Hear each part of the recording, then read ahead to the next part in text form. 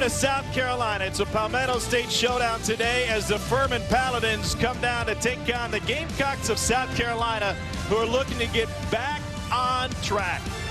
Welcome to SEC Network College Football, presented by Allstate. Fans are quietly awaiting the start of this one because they're anxious to see South Carolina get going again after a couple of tough fourth-quarter losses. Welcome, everybody. Tom Hart alongside Matt Stinchcomb. And now, at the midway point of the season for South Carolina, they could go one of two ways. The head ball coach, Steve Spurrier, is thinking this is a perfect opportunity to enjoy playing football and get back to winning. Coming off a bye week, and Coach Spurrier mentioned earlier this season he was embarrassed by the way his team played in a victory over Vanderbilt. Well, since the Gamecocks have dropped 2 straight, and then you look at it, it's late game collapses. And so they've gone from embarrassment to working on encouragement with this existing roster. They're convinced that they can get more out of their existing players and that they can make waves with the balance of games remaining on their schedule. They can push towards bowl eligibility and trying to secure what will look like a winning record at the end of the season. Certainly a departure from the preseason hopes, but a lot of football left yet to be played. And it was very interesting when we talked with Spurrier yesterday. He said, winning record is still a possibility. And here at South Carolina, that's an accomplishment.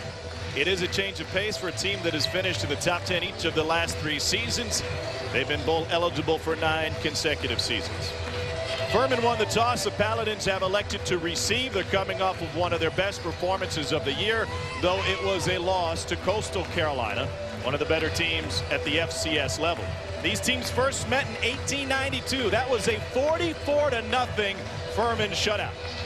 Landon Ard puts it in the air to get us started, and a chance for a return from the 1 for Richard Hayes III. Hayes hit at the 20 and falls forward to the 21.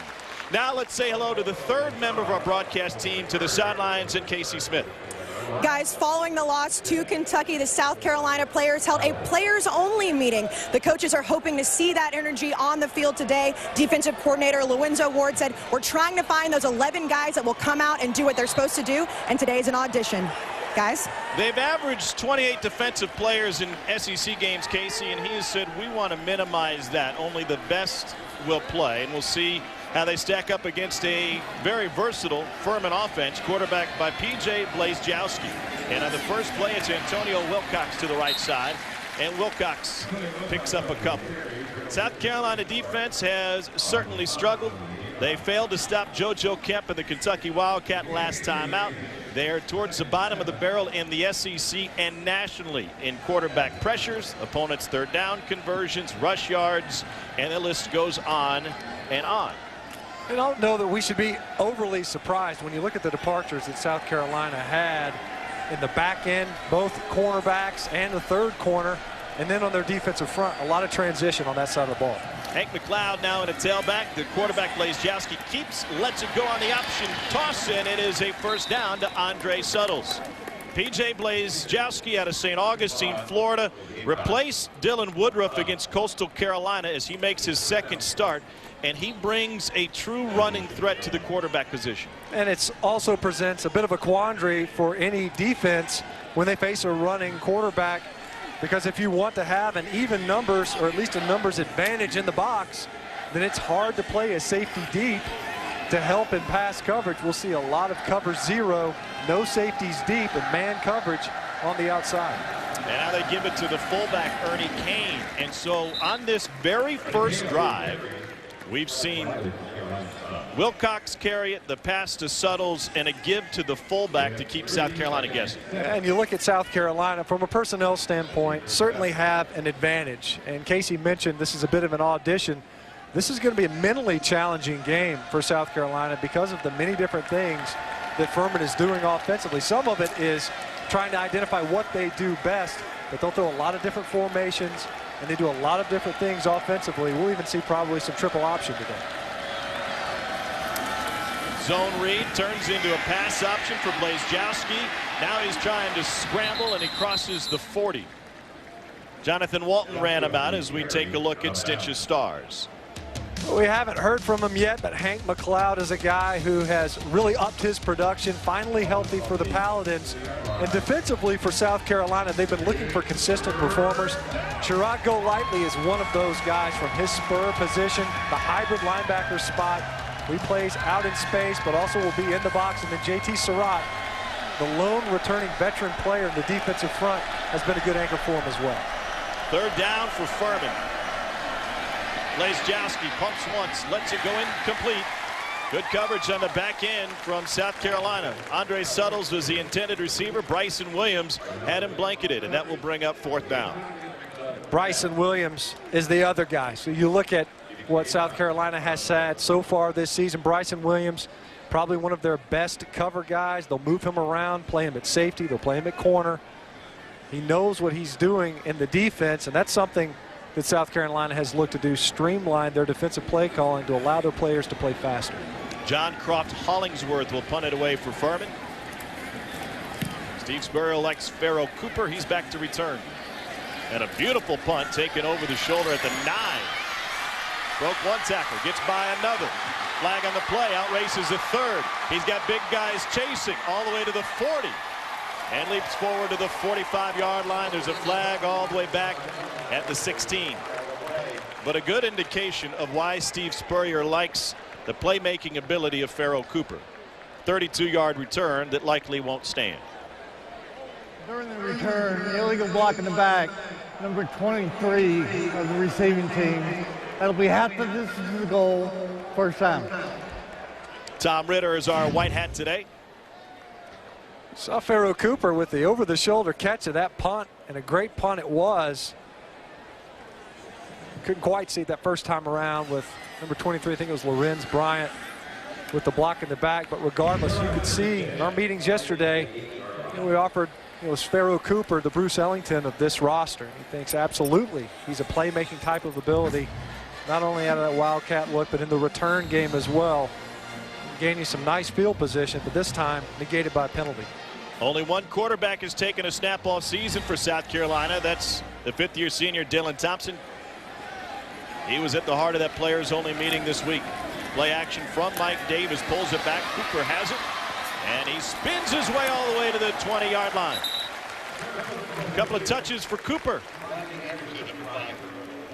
We could see, I think, and expect to see in this game, South Carolina trying to get Pharaoh Cooper more involved in the offense. He's upped his production the past couple of games, and now they feel as if he can give them some playmaking ability. An offense that seems to be transitioning more to a run-heavy type of a look, but Pharaoh Cooper, certainly a playmaker for him out wide.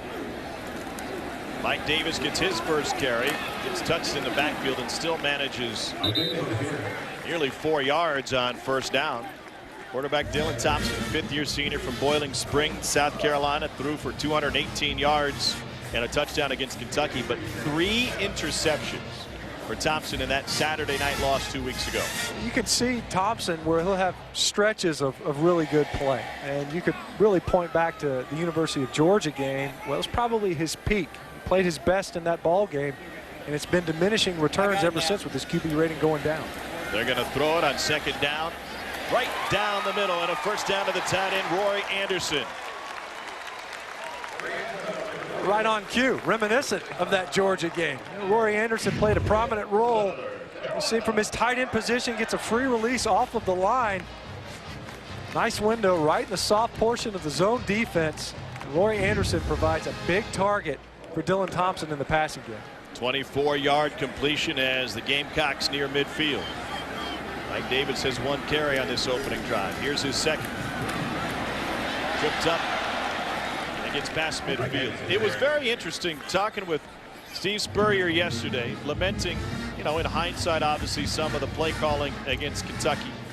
And then reading the comments from running back David Williams midweek when he met with the press.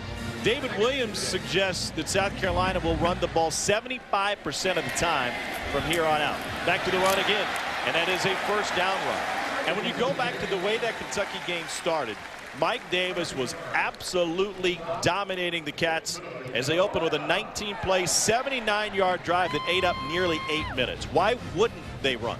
Well, you look at it, and they've been highly productive at it. The offensive line, I think, is probably best, most adept at run blocking. Certainly, I think that will be the bulk of their offense going forward for the remaining 6 games. Davis averaged 8 yards a carry against the Cats.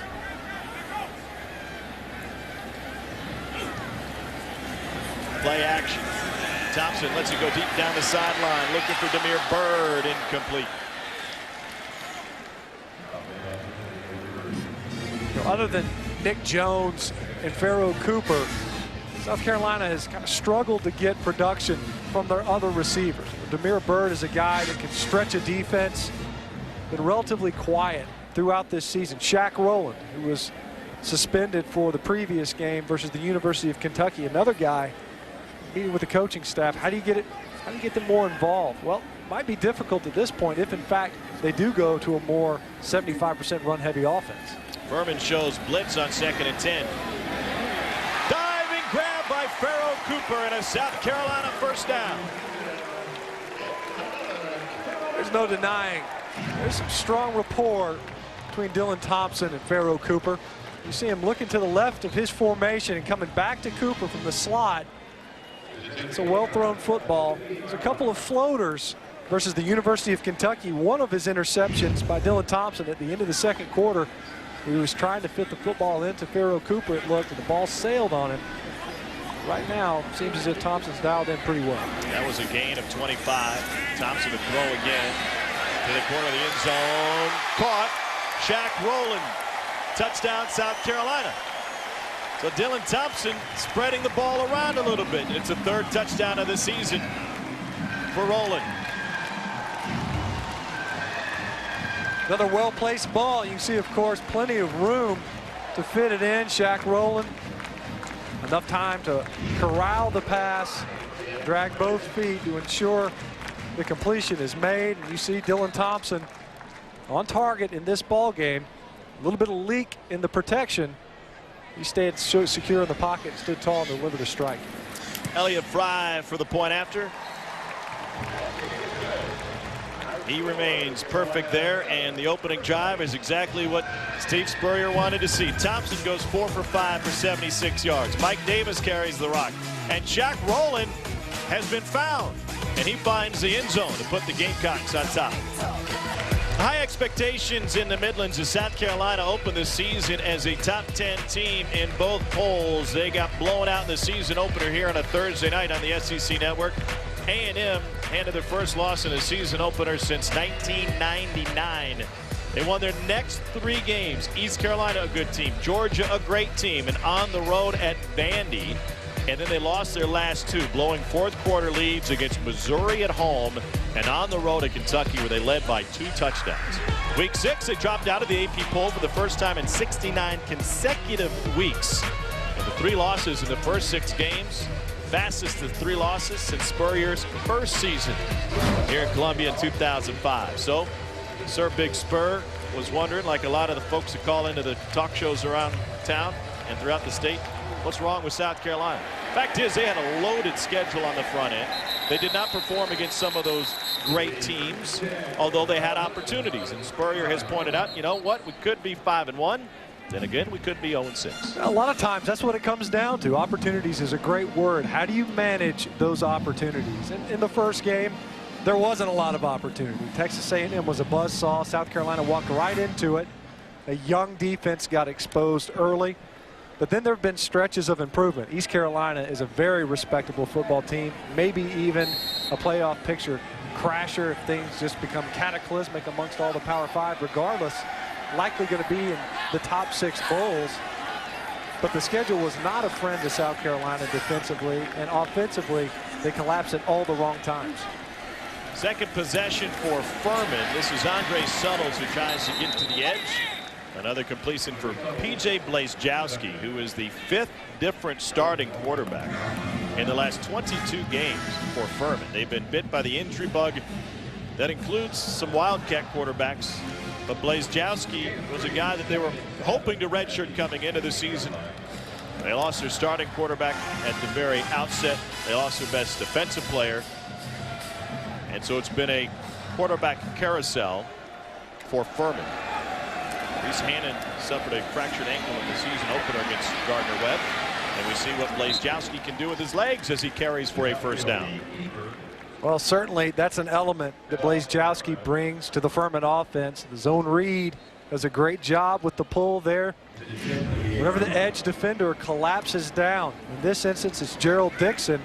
Blazejowski reads the edge defender very well, pulls it.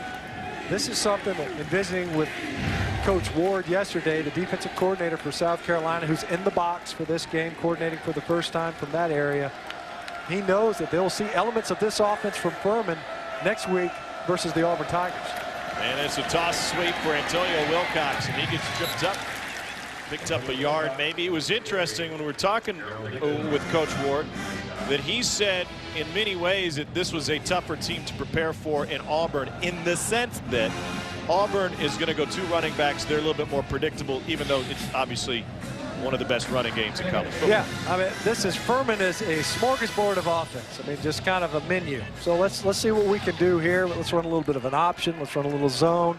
They're going to formation. So one of the things that offensive coordinator Jimmy Kaiser said that they could do in this game is throw a lot of different formations and shifts at the South Carolina front. On 2nd and 8, this is McLeod, and he's got room. Hank McLeod to the sideline, and he's gonna take it all the way. And there is the Furman offense in a nutshell. A 60-yard touchdown run for McLeod, his 2nd of the year. We mentioned Hank McLeod is a guy that has really come on for Furman. He's finally gotten healthy. He's been battling a hamstring injury, a dislocated elbow. And we mentioned coming in as well the mental stress that this type of offensive approach, which does so many different types of things, regardless of whether you're winning or losing the physical one-on-ones, you can lose mentally, and it comes up with a big run to even up the score. Hunter Towns has taken over the extra point duties. He remains perfect in his career, and we are tied midway through the first quarter. The 5th-year senior from Tampa, Florida, Hank McLeod, is indeed healthy, and a 60-yard sprint won by the Furman running back. We're locked at 7. Boom, boom, boom, boom. Last week the Cox couldn't stop the Wildcat. Today they can't stop the Wild Cloud. Yeah, well, when you look at it, there's nothing magical about this. They shift their H-back over, so you'll see right here, he's going to be a lead blocker around, and they're going to pull the left guard as well. So they end up with a numbers advantage at the point of attack. South Carolina has got T.J. Gurley, their safety, spun down into the box, number 20. He did not have a very good opportunity to get over the top to be able to provide any type of safety help. We mentioned that earlier, is that you'll commit more defenders closer to the line of scrimmage. You don't have anybody back there. Something that the Wildcat creates. It wasn't a Wildcat look right there that time. It's a lack of edge discipline by the defenders and a big run by McLeod. Casey's got more on the defense. Guys, when the defense came to the sideline, Sherrod Golightly came and said, "Where is your pride at?" That's exactly what the coaches want to see from these leaders as they move forward through this game. The energy and the leadership is really showing on the sidelines right now. Casey, thank you. That's something that Steve Spurrier said after that players-only meeting. He said, yeah, it's good if you win. Otherwise, what does it matter? Right. Yeah, like I've mentioned this before, whenever you have a players-only meeting, it's rarely because things are going great. The last thing you want is for a players-only meeting to be necessary. Now, obviously, 2 straight losses going into a bye week, facing a non-conference opponent, that's a timely opportunity to take advantage of that. A lot of these leaders, you don't want them to have to get after their teammates because of a play like that. This is K.J. Brent with the catch on the perimeter, and he gets taken down after a gain of 1 by Reggie Thomas. Now, the last thing South Carolina can afford to do here is go 3 and out. They throw it on 4th down, and that leaves, they throw it on 1st down, and that leaves 2nd and 9.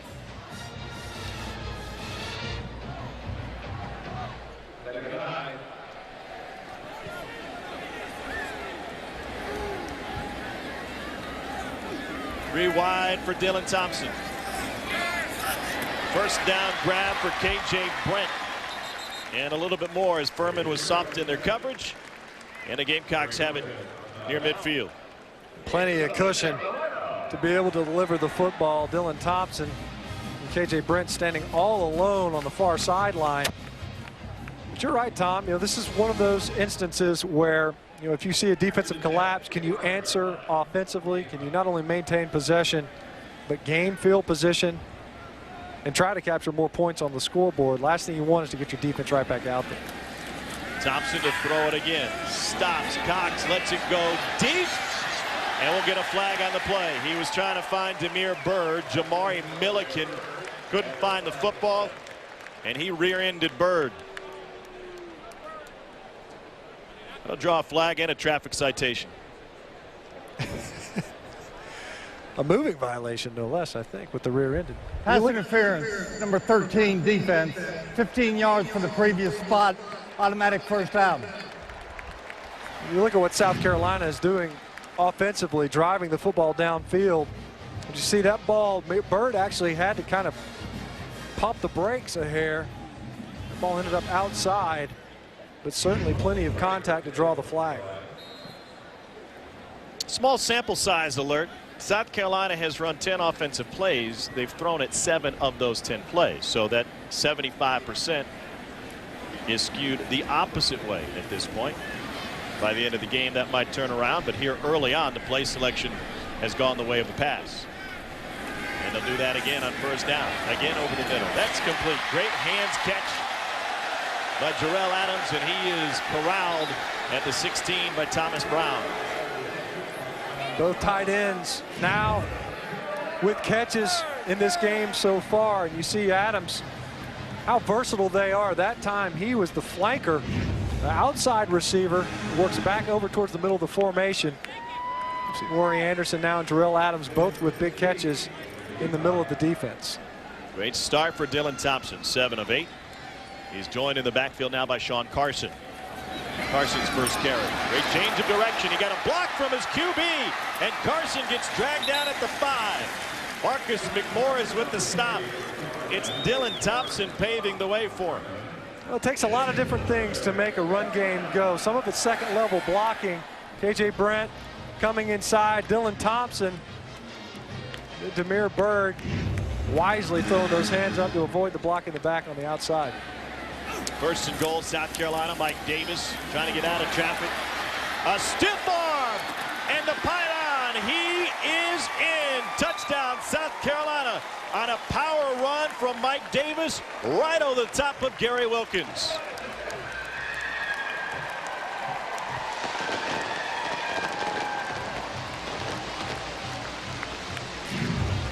You think Mike Davis is a physical runner? This guy carried it 23 times last week, and he just choke slams Gary Wilkins right there. That's a defensive end, an all-SoCon performer. And Mike Davis physically finishing that run to get into the end zone. See South Carolina, knowing that they're entering the game versus Auburn next week, giving some eye candy for some of this film, some deep balls, but ultimately able to return to the ground. Elliott Fry bangs it through again. Dylan Thompson was perfect on that drive. 3 for 3 in the air with some big chunk plays, and it set up Mike Davis with this weight room touchdown. Second score of the day for South Carolina, and one that was earned. The filming. Wow. Look at it. Those are some white knuckles that he had gripping. Yeah, what's the name of that ride? Do we know? Yeah, that's the remix. I don't know if that'd work out. Speaking of remix, talk about some stomach churn off of that one. Look at those state fairs. It's best for the food and the shows. I don't know about some of those rides. I don't know if the odds are in your favor. It's like going to Vegas. Look at that one. And there's a lot of activity on that ride. Not sure that would have worked well with the cuisine. Well, the cuisine you're talking about are fried butter sticks and fried Oreos, fried double stuffed Oreos. Fried butter sticks. I put in a good 6 hours at the fair last night. What's next? Fried Crisco? We'll fry everything. Looking for a deep fried win here today to get South Carolina back on track, and then later today. Back and forth. big plays from the Razorback offense. They fake the toss sweep. Chance to scramble. And P.J. Blazejowski is able to pick up nearly 8 on the run. Oh, they're going to mark him down after a gain of 4. He had an opportunity, couldn't outrun that SEC defense. But you're starting to see how Furman is able to play off some of its base plays, trying to make something happen. Yeah, you can see that, you know, some of that ingenuity that he brings offensively and the stress that it can place on any defense, broken plays, and still able to pick up positive yardage. That's the element that the Furman offense had lacked after the injury to Reese Hannon at quarterback. Hank McLeod has a 60-yard touchdown run. He's got another chance here against the heart of that South Carolina defense, and that will set up a 3rd and 1 for Furman. Sherrod Golightly, team captain, with the tackle for South Carolina. You heard Casey's report earlier. He said, where is your pride? He wants this South Carolina defense to play with more emotion, and one of the ways that Lorenzo Ward is trying to get him to do that is by simplifying not only the rotations and using fewer players, but simplifying the assignments. Putting new guys in there. We just saw Michael Washington, former Marine, a guy that plays with a lot of inspiration. They need that unit to have that fire. Ernie Kane hit at the line of scrimmage, and he'll be held short of the first down. Marquise Roberts was the first man there. Speaking of emotion, Marquise Roberts, the guy that battled a shoulder injury out of high school and then had a knee injury as soon as he got back. And Roberts, who didn't have a great game versus Kentucky, but he got into the lineup because they needed his emotion. They needed that fire. You heard the coaches say quite a bit, we want these players to play like they like to play. We want them to play with effort, high energy, and fly around. You get guys like Marquise Roberts into that lineup to bring that element. Hollingsworth gets over an end-over-end kick. Cooper waves everybody off.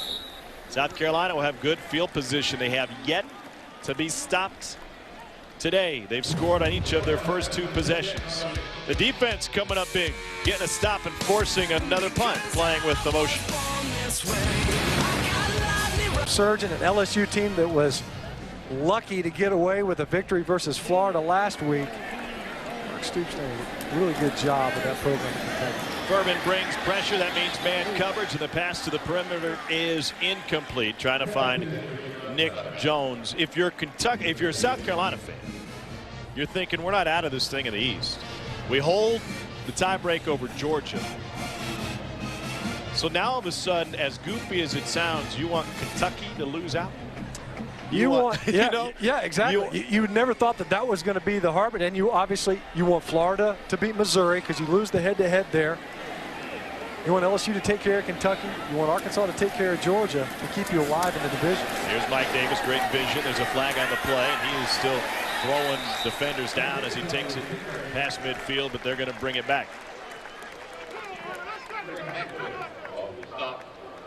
We talked about trying to get other guys involved on the field. That time South Carolina maybe a little overzealous with 12 guys in the formation. Can Kentucky win that game tonight? Absolutely. Yeah, they can. The concern for Kentucky is their run defense. And we mentioned it earlier. South Carolina, they had their way with Kentucky, just ran the football and could have probably all night long.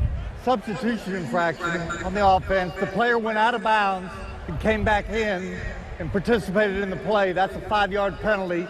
Replay first down.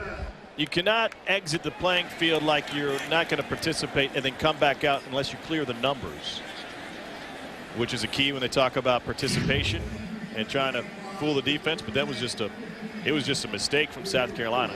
They weren't trying to fool anybody. Another power run by Mike Davis is erased.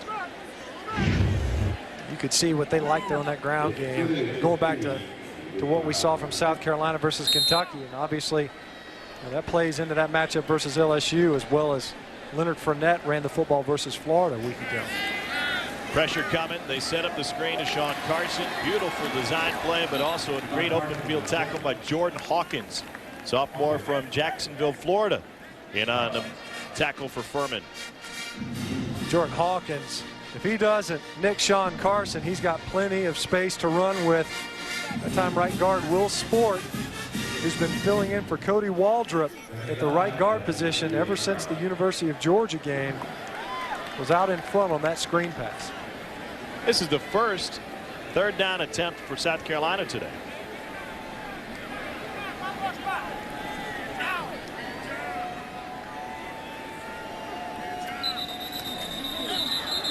And the whistle of dead.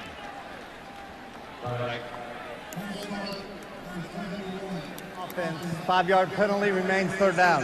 That's Brandon Shell at right tackle. The knock on the South Carolina offensive line is that this is a good run blocking offensive line. They have failed in pass protection no matter what the number suggests. And they've made some adjustments. Obviously after the A&M game, some new faces were made available on the offensive front. You see Cody Waldrop at the guard position. Alan Knott, who's still in there at center. He's thrown a few high fastballs to Dylan Thompson. The center snap has been adventurous at times. Another blitz coming from Furman. Picked up nicely until it's not. Dylan Thompson gets dropped from behind and the football came loose. Reggie Thomas got him from the blind side, and Furman has the takeaway. They picked up the first blitzer up the middle. The second guy delivered the big blow. Reggie Thomas with his first forced fumble of the season. And Jordan Hawkins recovered it. You see right here, coming from the edge, it ends up being overloaded. Just not enough offensive players. You see Sean Carson coming up to make the block on the blitzer on the inside, but nobody accounting for any edge pressure. And that time Dylan Thompson was looking to his left, incapable of feeling that pressure coming, and a turnover gives the Paladins excellent field position. And it was Ira McCune who ended up finding the loose football. Now they fake the jet sweep. They give it to Suttles, pardon me, on the jet sweep. And he gets stretched out and only picks up one. So Furman with an opportunity after their takeaway. They have not been an opportunistic defense this season, the Paladins, but last year their defense was the key in turning around a so-so start to the season. They had 4 pick-6 returns last year and tying for the SoCon title and making it into the FCS playoffs. 2nd and 9. Blazejowski will roll the pocket. Lets it go, complete for a first down to Jordan Snellings. First catch of the day for the junior from Atlanta. Rico McWilliams runs him out of bounds. Great job by Jordan Snellings. You see him hand fighting with Rico McWilliams. He's able to get a quick stop, turn around, and give his quarterback a target to throw to. Right now we've seen when P.J. Blazejowski able to escape the pocket when they move the pocket, seems to throw pretty well on the run. Can certainly stretch some of that secondary coverage. McLeod is his running back. He gives it up, and McLeod takes it just inside the 10 to set up second down. South Carolina's got the football. They took it away. Michael Washington in his first college game, the former Marine, is able to take the football away. Michael Washington from his defensive end position. You see on the give to McLeod, you see him trailing the play, number 95. The ball just gets, you see it loose right in here. And it looks to me like it got raked out. Kind of hard to tell which one of the Gamecocks got there first to rake that ball out there, but Michael Washington there to get the quick change back in South Carolina's favor. Only a couple plays by the Paladins. And what a story. The 27-year-old from Allendale, South Carolina, was formerly a walk-on at South Carolina State. With the Gamecocks takeaway, they have really struggled in the takeaway department this year. Missed opportunity for Furman. Back to offense for the Cocks, and this is Mike Davis. Good blocking on the edge. Davis has the 30. He's out of bounds past the 35-yard line. Reggie Thomas ran him out. 24-yard run for Mike Davis. Mike Davis has gotten pretty good at this. We've seen South Carolina, they'll get backed up. This time off an actual turnover, the defense gets it back versus Kentucky. It was a high snap. They ended up recovering it. Mike Davis on a speed option got out of the shadow of their own goalpost, and now South Carolina near midfield. Davis again. And he gets popped and taken down. by Danny Palmer and Byron Johnson. First quarter nearing an end. South Carolina's offense hasn't been stopped except for the quarterback sack and fumble. Fourth possession for the Gamecocks.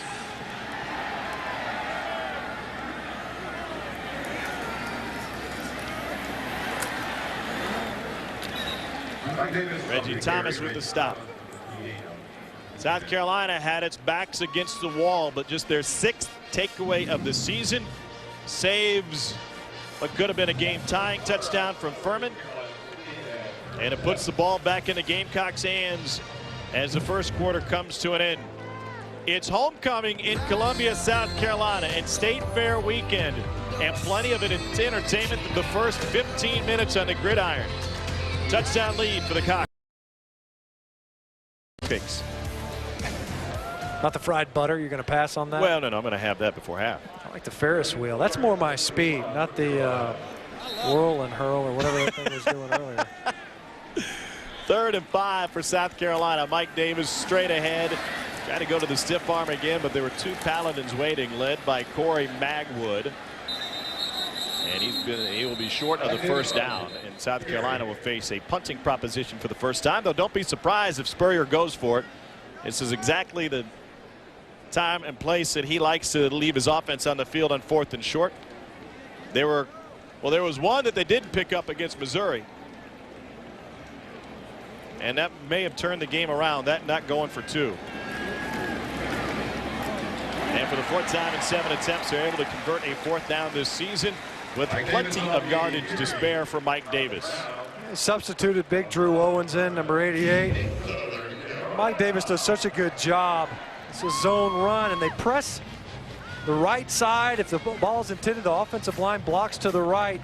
They kind of press just to the right of the center to get the defense moving that direction. Mike Davis does a great job of riding the wave to that backside cut.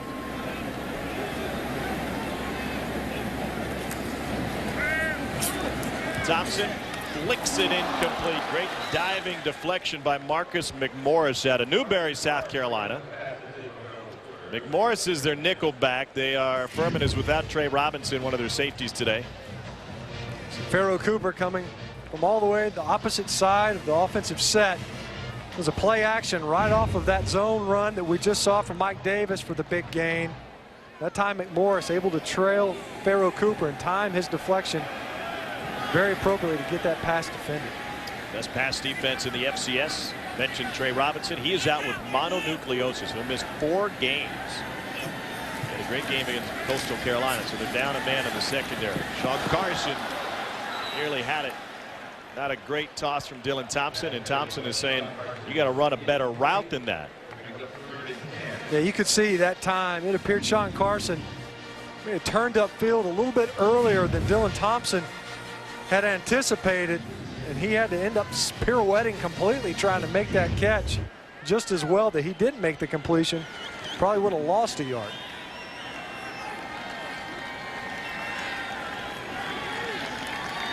Middle of the pack in the SEC in 3rd down conversions. 5-man rush. Thompson scrambles, tosses down the sideline, caught! Jarrell Adams will walk it in. On a freelance play after the blitz came, Thompson finds Adams for his first touchdown of the year.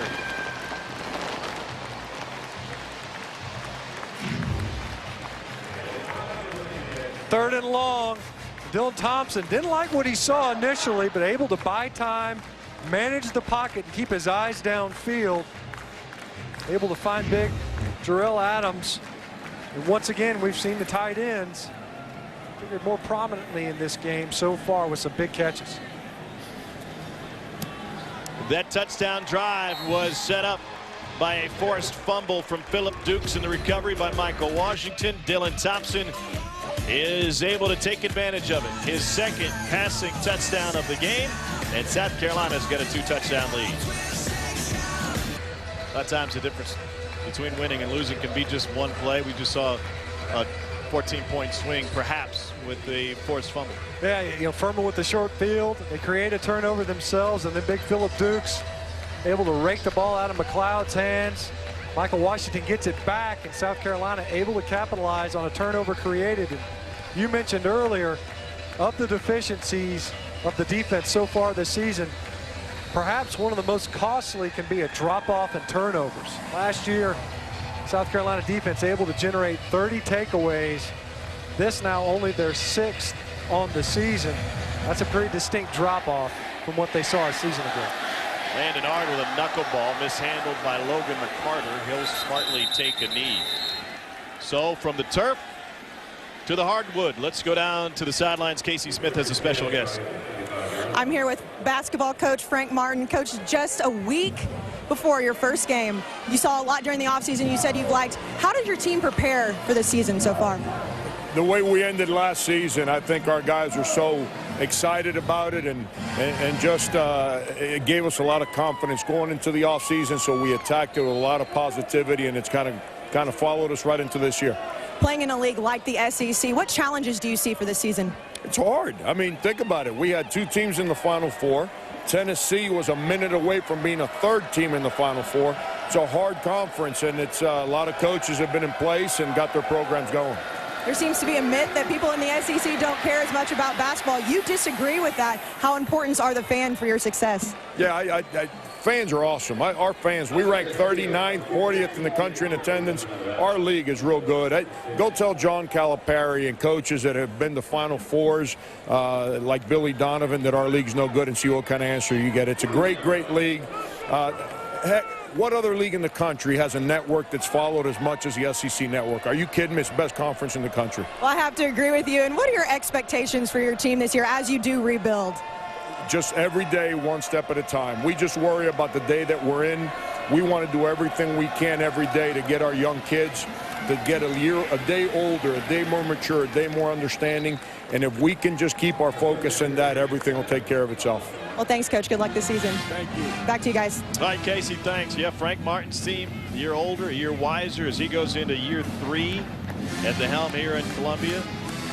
And we are a week away, just less than a week away from SEC Media Days on SEC Network next week up in Charlotte. So it'll be good seeing Coach Martin and some of those South Carolina players there. Look at the fire and emotion. Frank Martin's got a little eligibility. That's a guy with some fire and emotion. Give him a helmet. Stick him out there on the defensive side of the ball. Blaze Jowski, off of the misdirection, is able to carry it for a first down. This Furman drive helped by an Isaac Garcia first down run. A lot of times when you talk about different formations for a specific offense, defensive coordinators will say, you know, it's all window dressing. They're just moving guys around to run the same plays. I don't know that that applies to Furman. They run a lot of different stuff. It's almost like what Lorenzo Ward was saying earlier, which is you have an offensive identity, you do a lot of different things out of it. Now Furman, though, 3 straight runs, big chunk yards. They've won past 2 between the tackles and outside. They make the jet sweep and they give it to Isaac Garcia, freshman out of Charlotte. JT Surratt with the tackle for South Carolina. It's a 6-yard pickup for Furman and a flag down. Illegal shift, offense, 2 players moving without getting the reset. 5-yard penalty, remains first down. And part of that developing identity for this Furman team is the fact that they've had 3 different quarterbacks already, and Blaze Jowski making his 2nd start of the season. They're a completely different team depending on who's at quarterback, obviously. So to take advantage of his strengths, you can't judge this team based on what they did in week 1 or week 2 when this is a brand new look.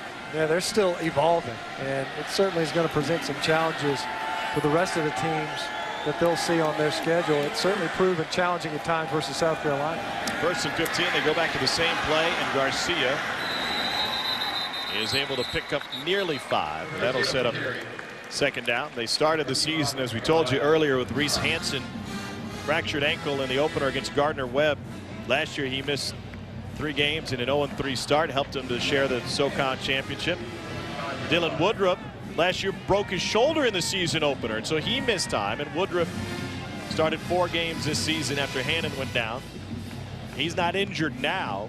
Redshirt freshman out of Tennessee is available, but they just think that Blazejowski, though not faster than Woodruff, brings another dimension to the running game when it comes to decision making. You've seen that on the zone read and on play action. He's able to find his tight end, Duncan Fletcher. And talk about the quarterback carousel. Fletcher is one of the guys, now a tight end, who saw time at quarterback after the injuries last year. There's a flag down back on the logo about the 46-yard line. So Furman shooting itself in the foot, it seems, after a couple of nice plays.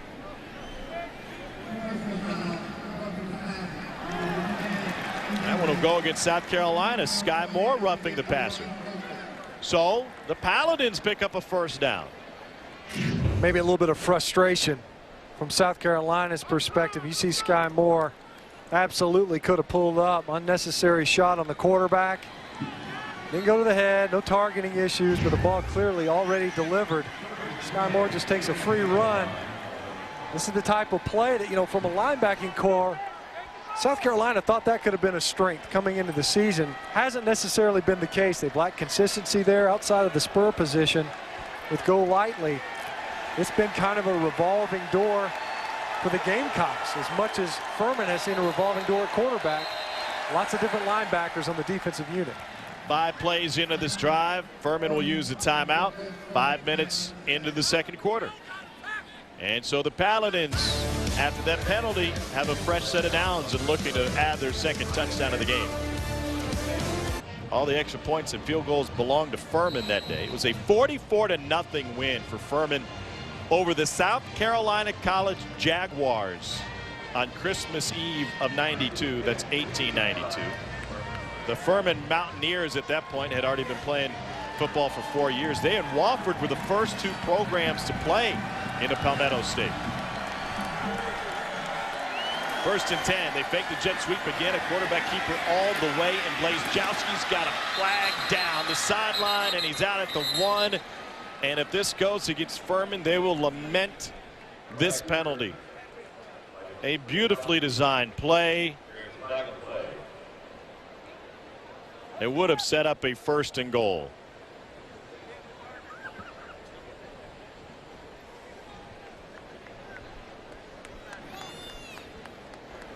During the run, holding, offense, 10-yard penalty, replay first down. I suppose the counter to my comment is if there wasn't holding, it wouldn't have been such a great run. You see a great job of capturing the edge, and part of the ways that's accomplished, you know, I don't know. As I saw it, as the play unfolded, I'm assuming that they're getting true freshman Matthew Schmidt hung onto the jersey just a little bit too long. The flag, either way to bring it back. Yeah, the call went against Kevin Mall. Looked like a good block from him. Hank McLeod gets spun around in the backfield. Spun again. 2nd and long coming up as Gerald Dixon makes the stop. Well, we've seen already, where Furman driving the football, moving it on the ground. We talked about the versatility, I guess you could say, of this offense. They've had success capturing the edge. They've also tested the middle of the South Carolina defense. They've had success running it. They now have 2 penalties. And were it not for the roughing the passer, that could have stalled out this drive. And a big run by Blazejowski brought back and put him behind the down and distance. Shovel pass to the inside of the tight end, Fletcher. He busts the defense all the way inside the 5 for a Furman first down. Jordan Diggs brings him down. That's the first time we've seen that play from the Paladins.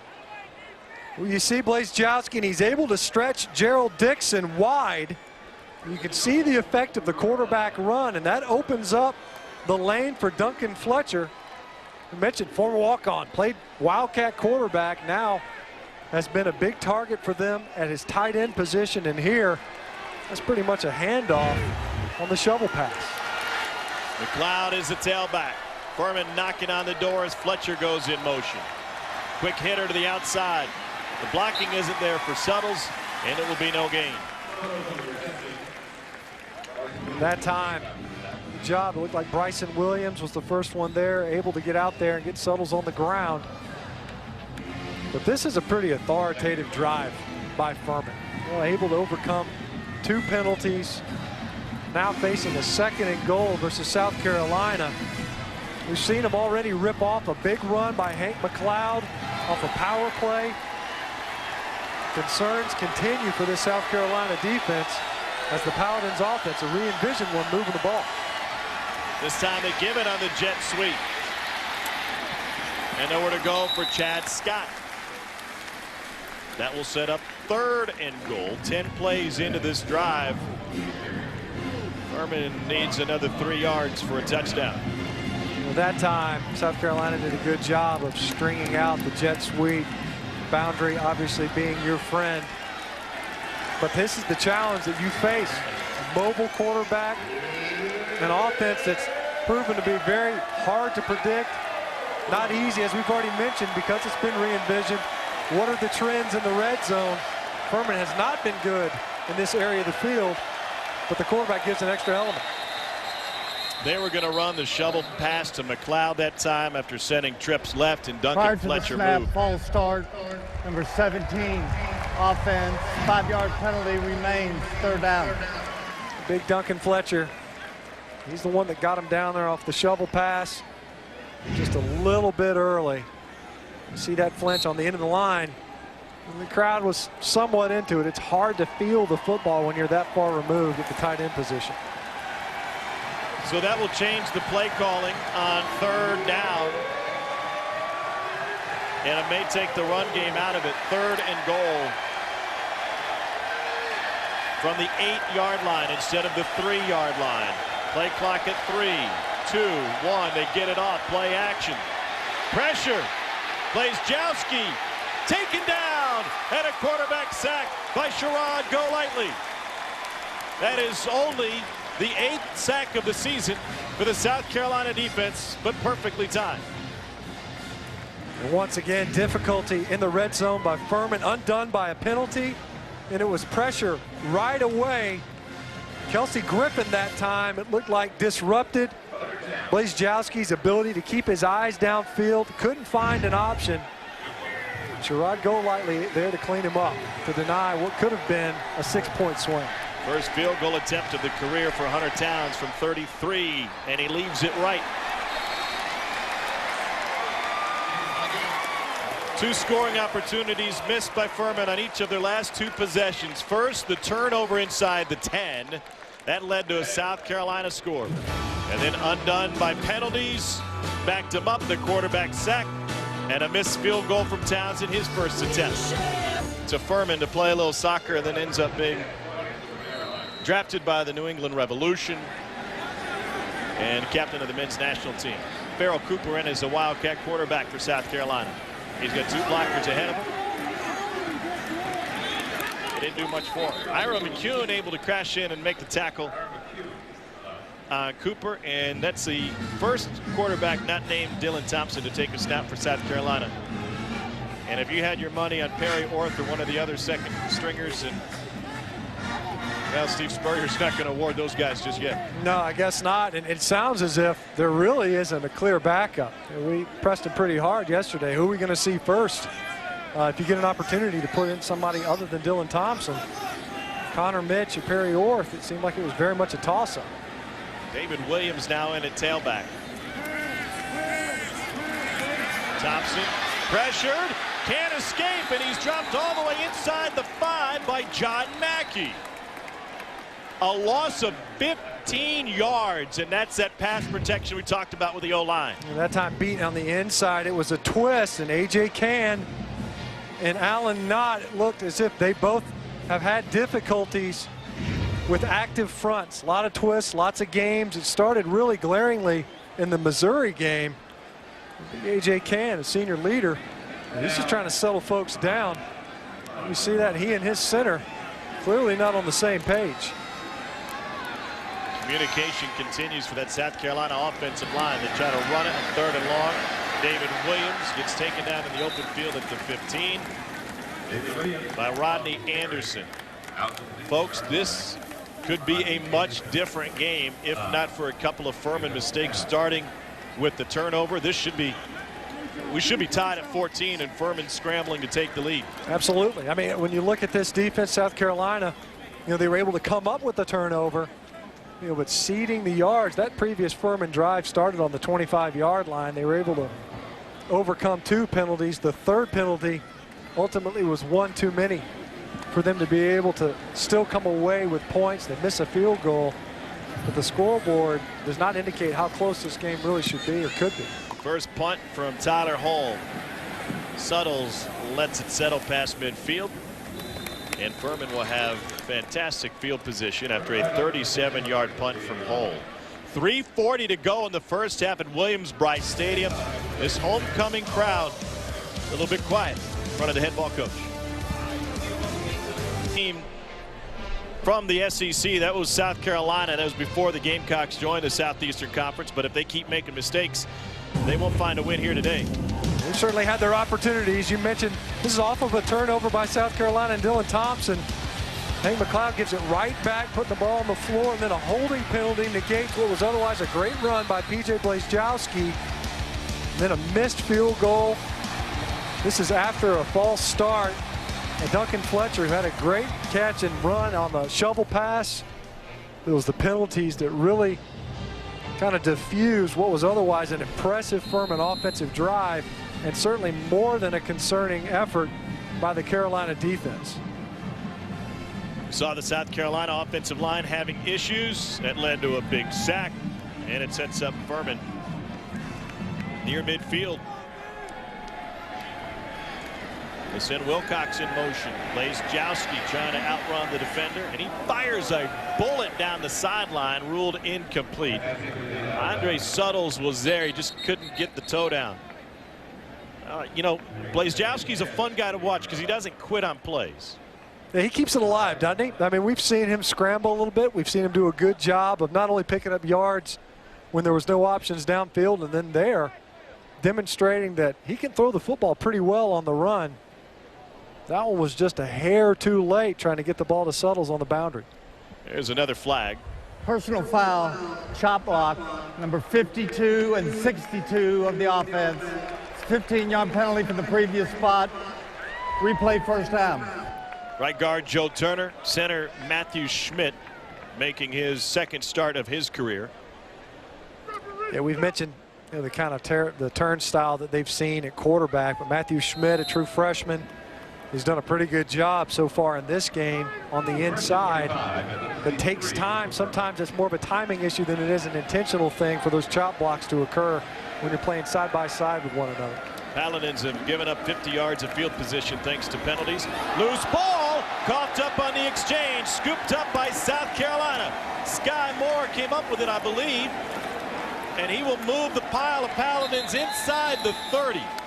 That was a gift. A muffed exchange, and it bounced right to number 10. Well, we've mentioned the element that P.J. Blazejowski brings in the zone read, but this is 2 times now, and it looked to me like Antonio Wilcox never really got that ball seated. But it's the back's responsibility in any zone read play. The quarterback is looking the defensive front. The back has to come to the ball. His track has to take him to where he can get that football and seat it. Wilcox never secured it, and Sky Moore able to just reach down and scoop it up. And yet another miscue by Furman. Their second turnover, both thwarting great field position opportunities, and Mike Davis picks up a couple before Thomas Brown chops him down. You know, something to watch is this South Carolina offensive front, you know, guys that need to be working together. And clearly A.J. Cann, preseason All-American, one of those guys that's led that players meeting. He and his center Allen Knott certainly at odds on that previous possession. Furman brings 5. Thompson goes right to where the pressure came from. Mike Davis, beautiful move. And he finally gets taken down inside the 2 by Thomas Brown.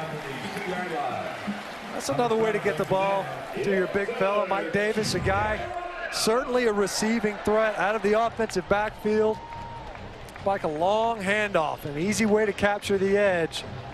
Mike Davis had plenty of running room to move the football down near the goal line. 25-yard gain sets up 1st and goal. Mike Davis plunges in for a South Carolina touchdown. 2nd touchdown of the day for Davis.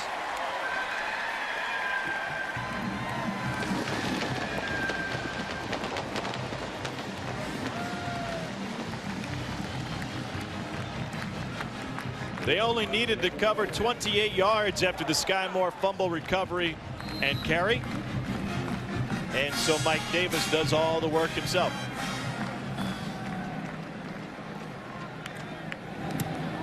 Elliott Fry bangs it through in what was a close game in terms of on-field production, if not the scoreboard, has certainly turned in the Cox favor. Another Furman miscue, scooped up by Sky Moore. 2nd takeaway for the Gamecocks and their opportunistic offense led by Mike Davis today from 2 yards out. He goes airborne and in for South Carolina. Well, it's been a sloppy one here early, and the results are that South Carolina is taking control on the scoreboard. Carolina fumbled early. Furman gave it back in the red zone. Later, the Paladins, after a personal foul penalty, extended a drive, missed a field goal. 2nd Furman fumble happened on the next possession. These teams have combined for 9 penalties and 1 for 7 on 3rd down. The only difference is that South Carolina has been able to take advantage of the Furman mistakes, and the Paladins haven't been able to do the same. Yeah, you look at red zone execution, continues to plague Furman. And South Carolina, perfect 3 for 3. One of the areas that they've been very, very good and very consistent all season long is their red zone execution offensively. Logan McCarter from Sevierville, Tennessee, takes the knee. And so Furman, with 2:32 to go in the half, obviously has plenty of time to try and hit a chunk play or two, as they have already done so far today. Yeah, their only score on the day so far was a big run by Hank McLeod. He was able to hit one off a power play, and we've seen them move the football down the field, be it with a shovel pass, a jet sweep, an inside run, almost like an inverted veer look by P.J. Blazkowski from his quarterback spot. You can see what they like in him.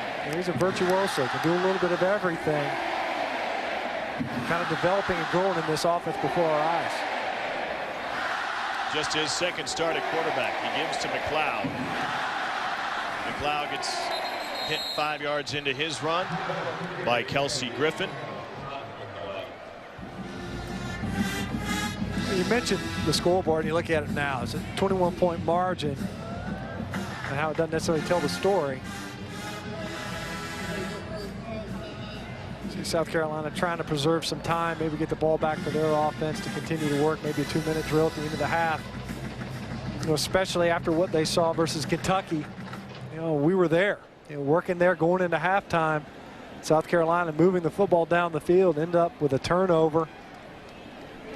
Kentucky's able to get excellent field position. Instead of getting a touchdown out of the deal and extending a lead, you end up giving up a field goal and going into halftime tied up.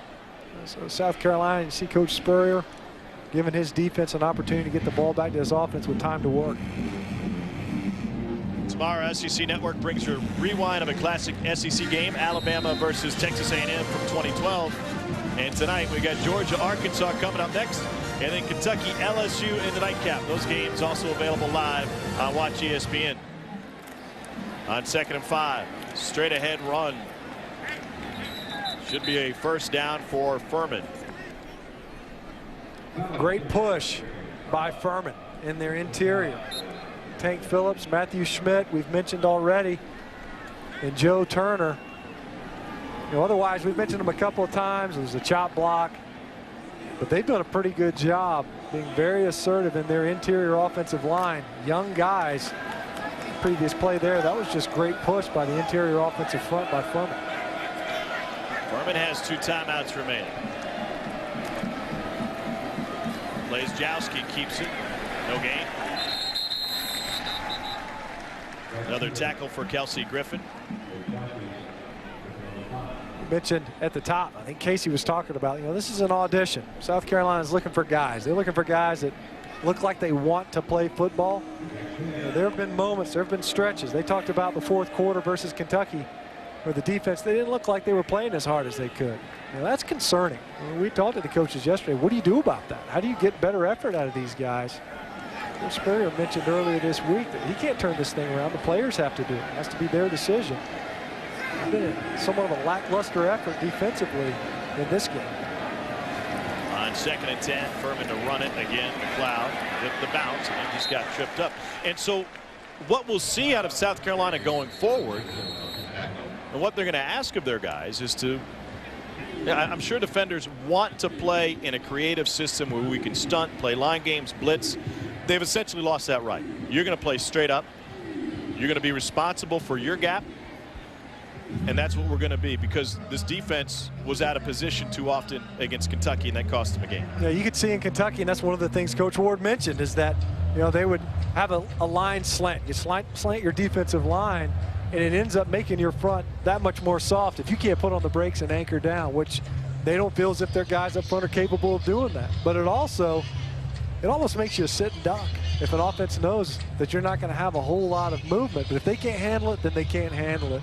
So they're trying to play base, one-gap defense in this game today. I think Coach Ward, he's basically looking for guys that can demonstrate that they could maybe handle more down the line. But for now, they're having to strip things back down. They weren't overly complicated before, but clearly a defense that wasn't capable of handling some of the calls and some of the schemes that they were utilizing. It certainly hurt them versus Kentucky. So it seems like they're being judged more on assignments versus athleticism. I don't care what kind of plays you can make. If you're in the wrong spot, we're all vulnerable. They fake the jet sweep again. Blaze Jowski is going to take a hit, and it's going to bring up 4th down. That's a big-time stop as Chris Moody and Gerald Dixon came in. Moody getting the start in this first half for DJ Smith. Remember, he was ejected for a targeting penalty in the second half against Kentucky. Smith would be eligible to play in the second half today.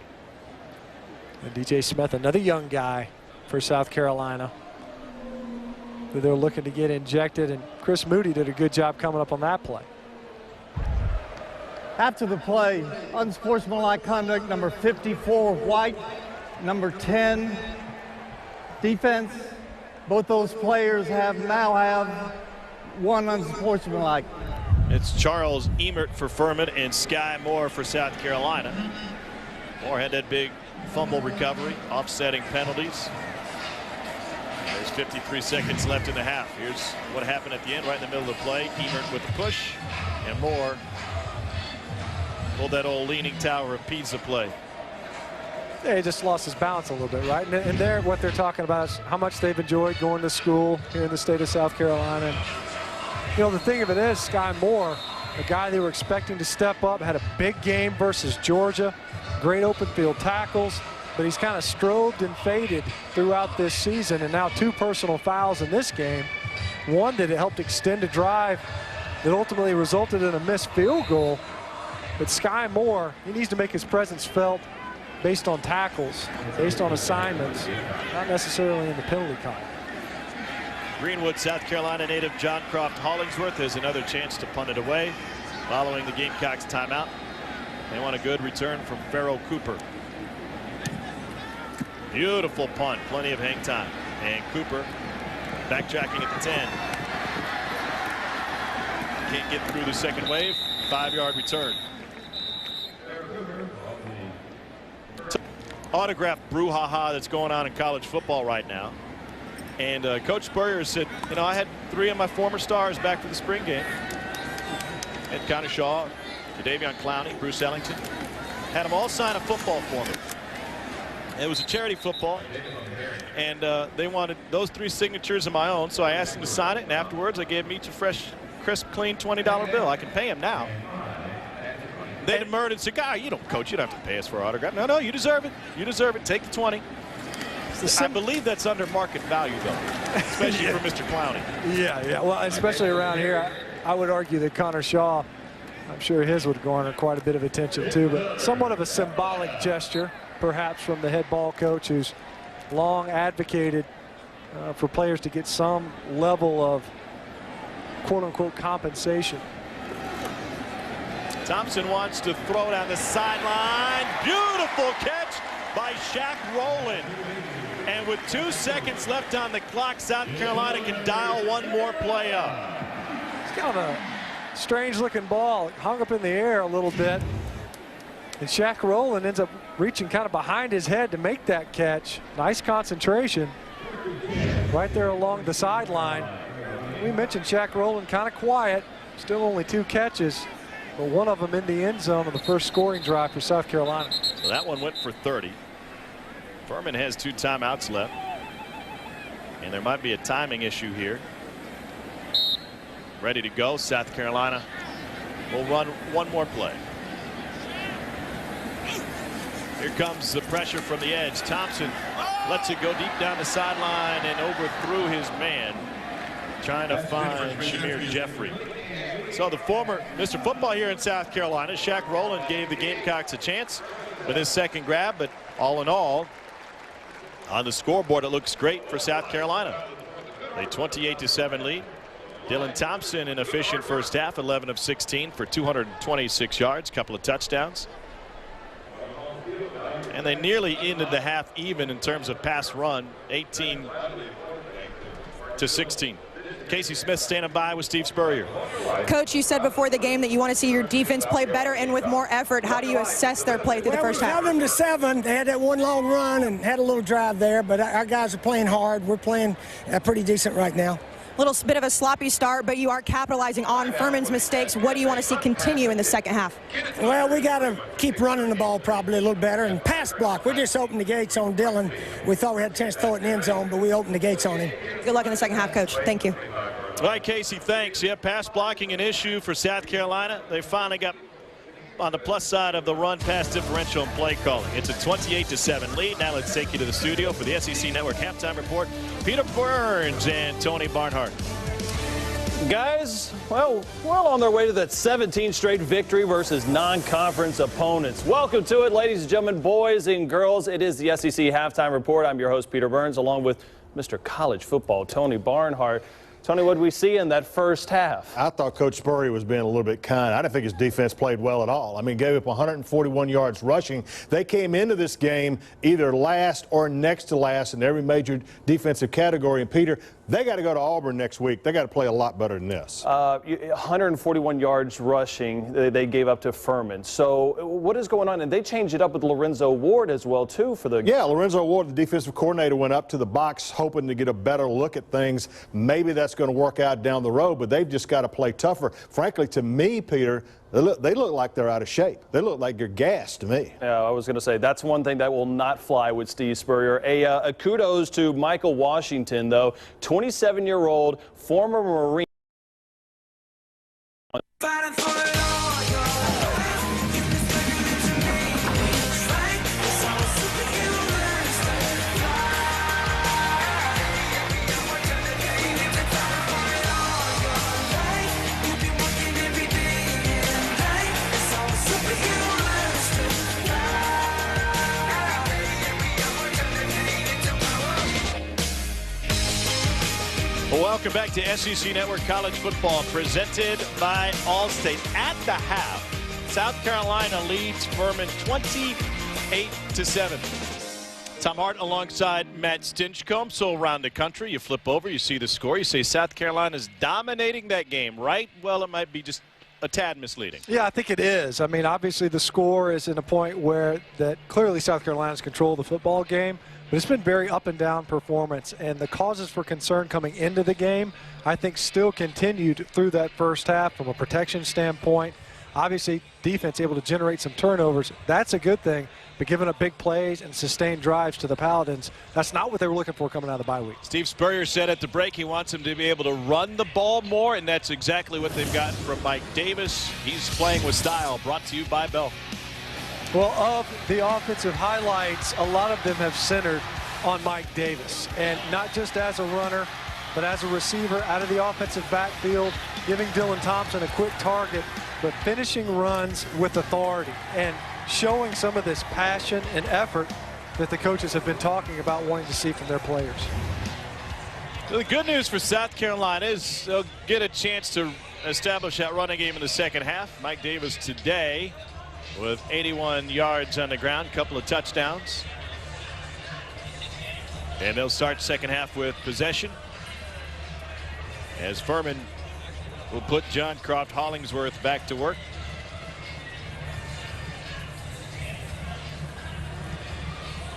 Sean Carson back to receive for South Carolina.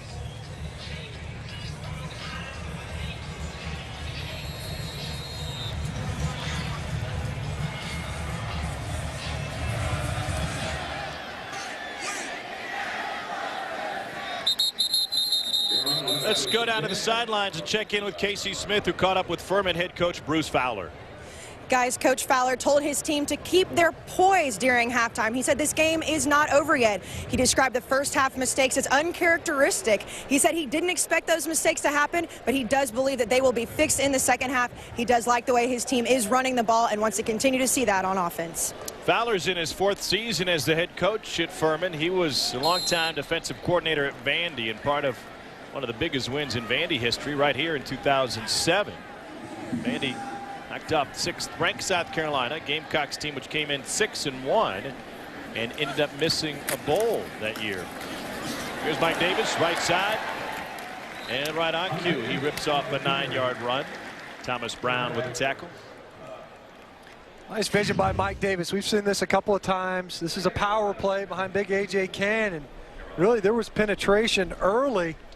South Carolina trying to get that edge to collapse, and Connor McLaurin kind of got stood up from his H-back position. Mike Davis able to bounce it outside. Davis nearing the century mark. Dylan Thompson wants a deep ball and just barely overthrew Demir Bird. Well, we talked about right before halftime, Dylan Thompson once again a free run at the quarterback. That time Brad Minter had to pull up, wisely so. But Dylan Thompson, you can see there, I think it was less a protection when he looks over to the sideline, but Demir Bird, I think, turned to look for the football, and that slows you down as a receiver. So on 3rd and run, back to Davis.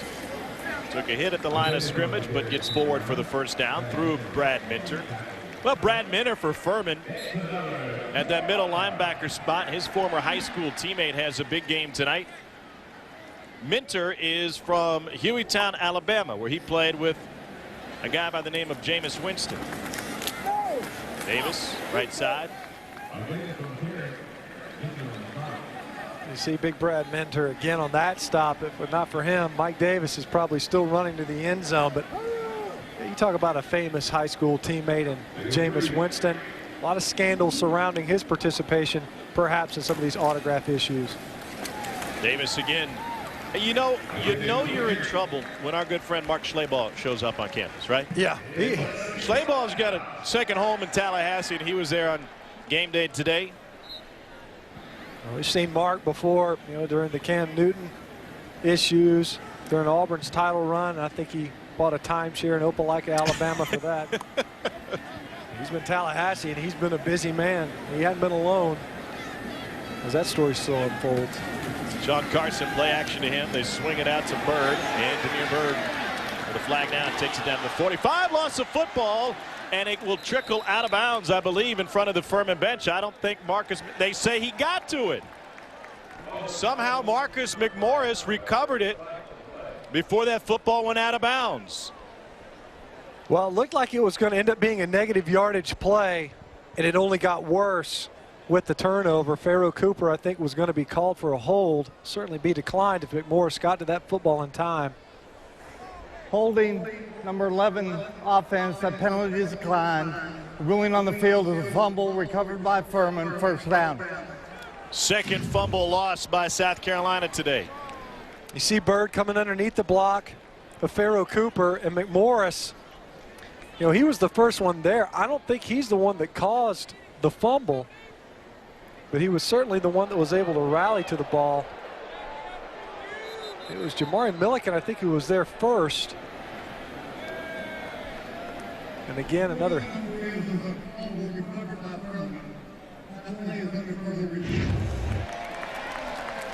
But the ball came shooting out. It was a helmet that went right on the football. We've seen that a couple of times this season where the ball comes shooting out. What they're going to take a look to see if the recovery was made before that ball made it out of bounds. So it is under review.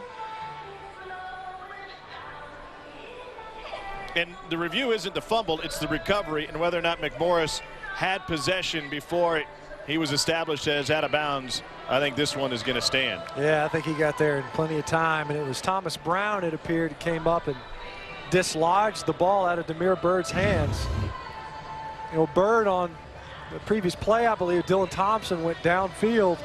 He turned and looked for the ball, and it slowed him down a little bit. He was unable to track that ball that would have come down in bounds, could have made the reception. Dylan Thompson looked to the sideline to almost an ask as to what just happened, and then the fumble here.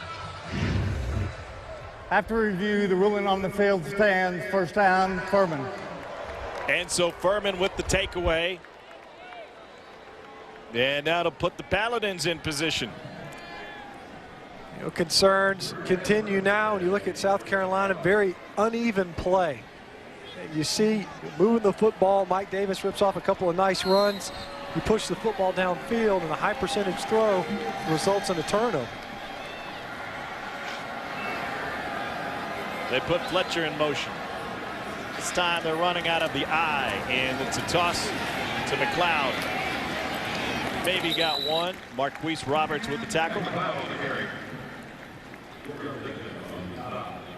Again, you see the South Carolina defense, you know, they're going to need to start stepping up, because in that first half, you know, Coach Spurrier said going into halftime that they were playing hard. That may very well be true, but allowing a big play, allowing a big sustained drive, and they're going to want to acquit themselves better in this second half. A 28 and a 21-point game with the starters still out there and a lot of ball to play. On 2nd and 9, Blazejowski goes down the middle, finds his tight end Fletcher for a first down. I'll tell you what, from an energy standpoint, this place is dead. The fans aren't into it, and the players don't appear to either. And Blazejowski able to dump it right over the head of T.J. Holloman, the soft spot in the underneath portion of the zone between the safeties and the linebackers. And right now, South Carolina looks relatively listless so far in this half. And remember, they're trying to be vanilla. They're trying to play a base defense and just handle their assignments. They can't make a tackle here as McLeod bounces it. And taken down on the perimeter by Chris Lamons. Chris Lamons is a guy that they were expecting to step up a little bit, you know, in place of Rico McWilliams, and get some action at his corner spot. McLeod able to break a tackle on what would otherwise been a tackle for loss, or at least a little gain, almost able to convert the first down. So 2nd and 1.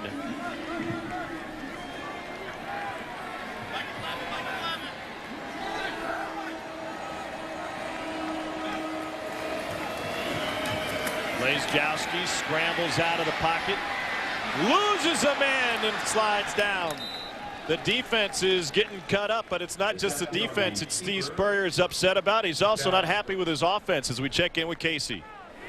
Guys, JT Surratt is out for the game with a left hamstring strain, so that they will definitely be missing him. But Steve Spurrier came over after that fumble to his offense and said, guys, what happened? Went over what went wrong on that play and said it simply can't happen again. All right, thank you, Casey. And now Furman has a 1st and 10. This is about the spot that they fumbled early in the game with a chance to tie it at 14. And they'll use their first timeout of the half. Furman, that is their first charge timeout of this half. So a touchdown here would make it a 2-score game for Furman as their offense has found ways to gash the Gamecocks defense. Back to Columbia in a moment.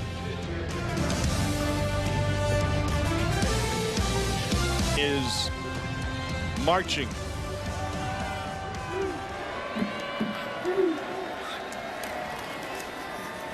Blazejowski has it batted at the line of scrimmage, and it falls incomplete. South Carolina's had a hard time getting pressure, but Gerald Dixon, you start tracking batted balls, because he does an excellent job if he gets upfield off of the play action fake, getting his hands up.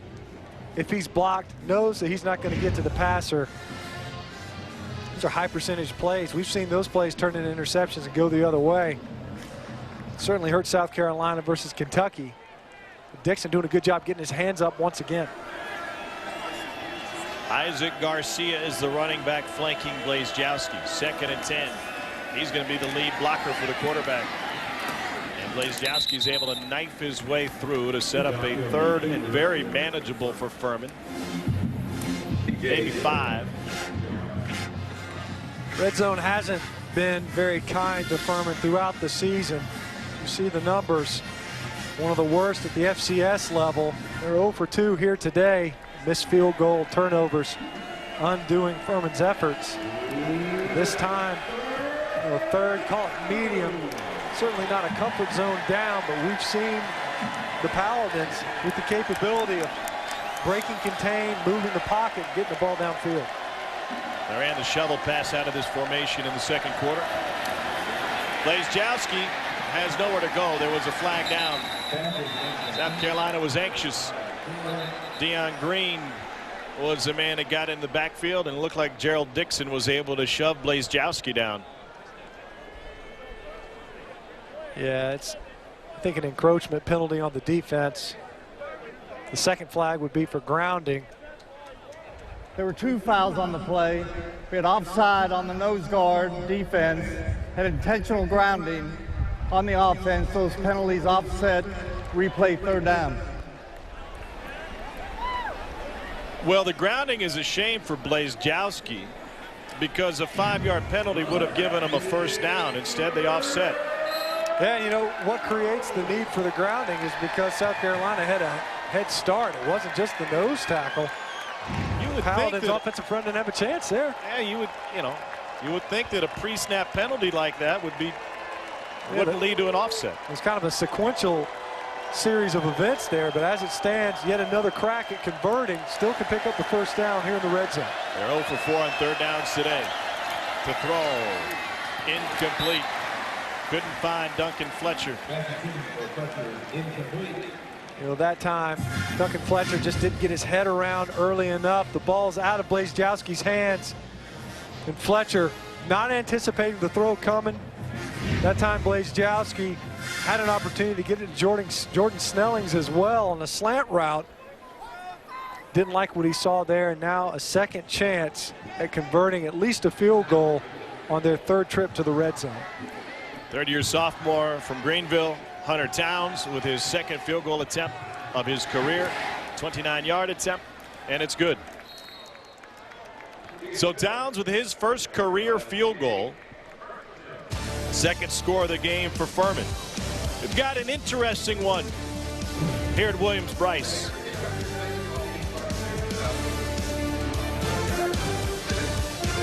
During the break, 3 trips to the red zone, only 3 points to show for it.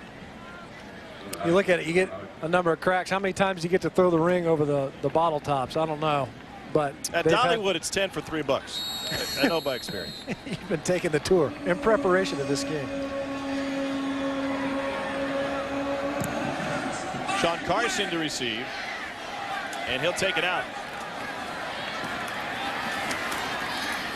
And he gets sliced down just past the 15. They'll mark him at the 17-yard line. Well, so now we've seen a South Carolina team able to capitalize on turnovers that their defense created. 14 points off of Furman miscues in the 1st half, and now the Paladins able to get on the board, albeit with the field goal, and yet another red zone opportunity. Better than coming away empty-handed. And Bruce Fowler's observation to his team that this game is not over. They're very much in it. If they can just get out of their own way. And we've seen now this scoreboard could look a lot differently. South Carolina kind of fits and starts in this game, both offensively and defensively. 1st down, Mike Davis will take off. And he's running against a Furman defense that is playing primarily nickel right now. A 4-2-5 defense. Gary Wilkins in on the tackle for Furman. Davis is going to get a breather here. We were talking with Steve Spurrier yesterday, and one of the impressive things I thought against Kentucky is it Mike Davis, who's a guy who in his past has shown that he needs a break now and then. Never, well, not, I don't want to say never, but he rarely has to come out of the game. He finished with 23 carries and a career high 183. This is Carson now. And Carson picks up a first down. Mike Davis really seemed against Kentucky like he had found his rhythm and his stamina. Yeah, you know, he started out the season banged up. He didn't get a lot of touches versus A&M. Partly was because of the scoreboard. Part of it was because he had some bad ribs. He's been battling a lower leg injury, ankle. So he hasn't been fully healthy, but he can carry the load. I think he showed that. His career high is 26 carries versus Central Florida's season ago. He can get more touches. They're going to throw on 1st and 10. And just past the reach of the intended receiver, K.J. Brent. So they elect to go away from the run game on 1st down. The junior from Atlanta, Georgia, originally committed to Florida out of Stevenson High School in Atlanta. His brother James was a 1,000-yard rusher at Clemson. His dad, James, also played at Clemson. And he entered this season as a Heisman candidate. Well, he's had really productive weeks. It was just kind of a slow start. Those first 4 games, he had 58 rush attempts. The past 2, he's had 45. That's coming into this game. He's already got 18 touches today. Here comes pressure. Thompson eludes it. Floats one incomplete. Rowland tried to make a play on the ball but couldn't hold on. Pressure came from Ira McCune, but it really started on the edge. Once again, Coach Spurrier talked about it, pressure from up front. No one assigned to Ira McCune. And once again, that time it was right guard Will Sport and Alan Knott, the center. They both ended up blocking the same down lineman. No one assigned to McCune, who comes kind of unadulterated right into the line of scrimmage and ends up taking off on Dylan Thompson again. So a 3rd and 10. Pressure again. Thompson to the middle to Cooper. A yard short, I believe.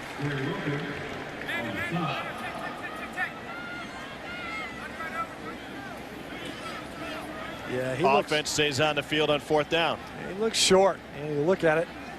We've seen South Carolina. They did this in the first half. They come up short on 3rd down.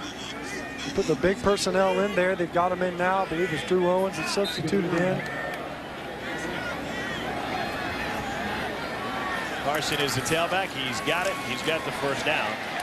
Second 4th down conversion of the day for South Carolina. Corey Magwood with the tackle. You mentioned the defense looking listless. Can that also affect the offensive line? Well, I mean, the offensive line has had some difficulties here today. I mean, you would think that they could come out and have a dominant outing. They've done a good job at times. It's been very inconsistent, though. Furman wasn't completely set, and Carson will break it up the middle. Sean Carson bounces to the outside. Carson inside the 5, and he reaches just short. Thomas Brown with a touchdown saving shove out of bounds after a 56-yard sprint by Carson. The timing sometimes is everything. Furman, they're not lined up, as you mentioned. A.J. Cann pulls around, and as they're seeking to get set, Sean Carson able to cut back against the grain and find running room, narrowly missing a long touchdown run. It seemed the Paladins were unsettled because they were still waiting for the defensive call from the sideline. You could see South Carolina able to identify that, take advantage of the opportunity, because they were over the football and ready to run the play. You could see the challenges, of course, especially versus a downhill run when your defensive front isn't even aligned. I'm not sure what the delay is here with 7:26 to go.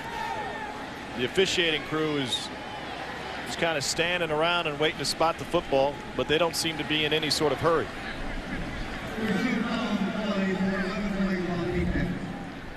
First down. Looked like the concern was that there were too many defenders on the field. White hat Tom Ritter was able to confirm that was not the case. So 1st and goal, Sean Carson next to Thompson. He carried the bulk of the load on this drive, and he'll get a chance to pay it off. He does so. Touchdown, South Carolina. Carson's second of the season. Once again, we see South Carolina able to roll the dice on a 4th down, able to convert, and then rip off a big run, take advantage of an unset and unprepared defense from Furman to post yet another 6 points up on the scoreboard. Steve Spurrier said yesterday, we got a great kicking game. Good kicker, good holder, good snapper. They ain't been perfect today. Sean Carson from little old Scranton, South Carolina, out of Lake City High School, had a 56-yard run to set up his own touchdown plunge.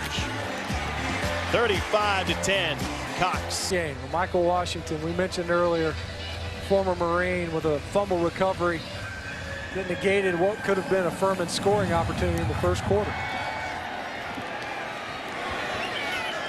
No return for Furman.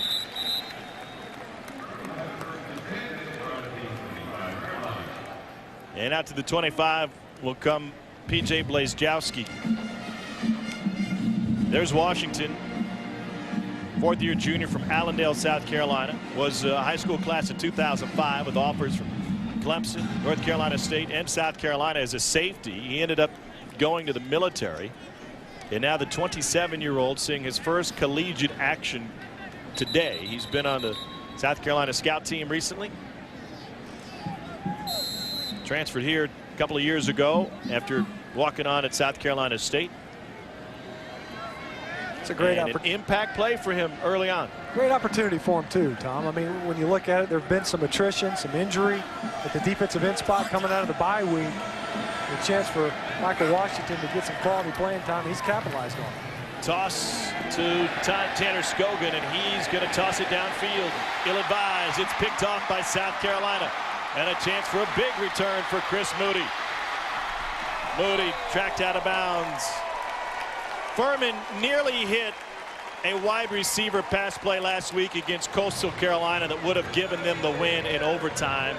And you knew they were going to dip into the bag of tricks, but Scogan just couldn't help himself. Yeah, this one he probably should have just eaten. You know, just try to get to the sideline, maybe pick up some yards, because this was never there. You got 3 defenders, and Chris Moody is sitting there waiting for that pass. Nobody was buying on what looked like to be a perimeter run. Nobody came up to bite on it, and yet another gift turnover. 3rd takeaway for South Carolina. They had struggled in that department earlier. For more on that, let's go down to Casey. Guys, when I talked to the Furman coaches at halftime, they said this is self-destructive what we saw in the first half. And if we want to get out of this stadium with a win, we cannot do this to ourselves. And that's exactly what you're seeing again in the second half. Yeah, Casey. South Carolina, on the other hand, really taking advantage of those turnovers. Dylan Thompson flips it out to his tight end, Jarrell Adams. He's got a touchdown today, and he takes it inside to 15. So South Carolina came into this game having forced only 5 turnovers. Dead last in the SEC, 119th in the country.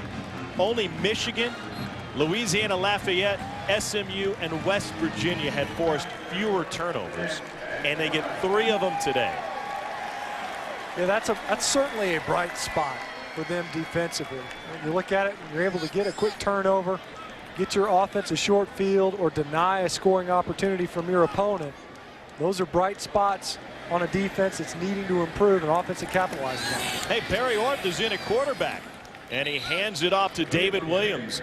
So that, after we saw Farrell Cooper take a snap earlier this game, is this first snap taken by a quarterback other than Dylan Thompson. Cooper was obviously in the Wildcat. We asked Steve Spurrier if we'd see one of these backups today, and he said, yeah, we might run him out there for just a minute and then bring him right back. Yeah, well, I mean, this is a short field to work on, so unlikely to get a ton of plays for Perry Orth here in this series. And Orth will simply hand it off. David Williams again. Corey Magwood with the tackle.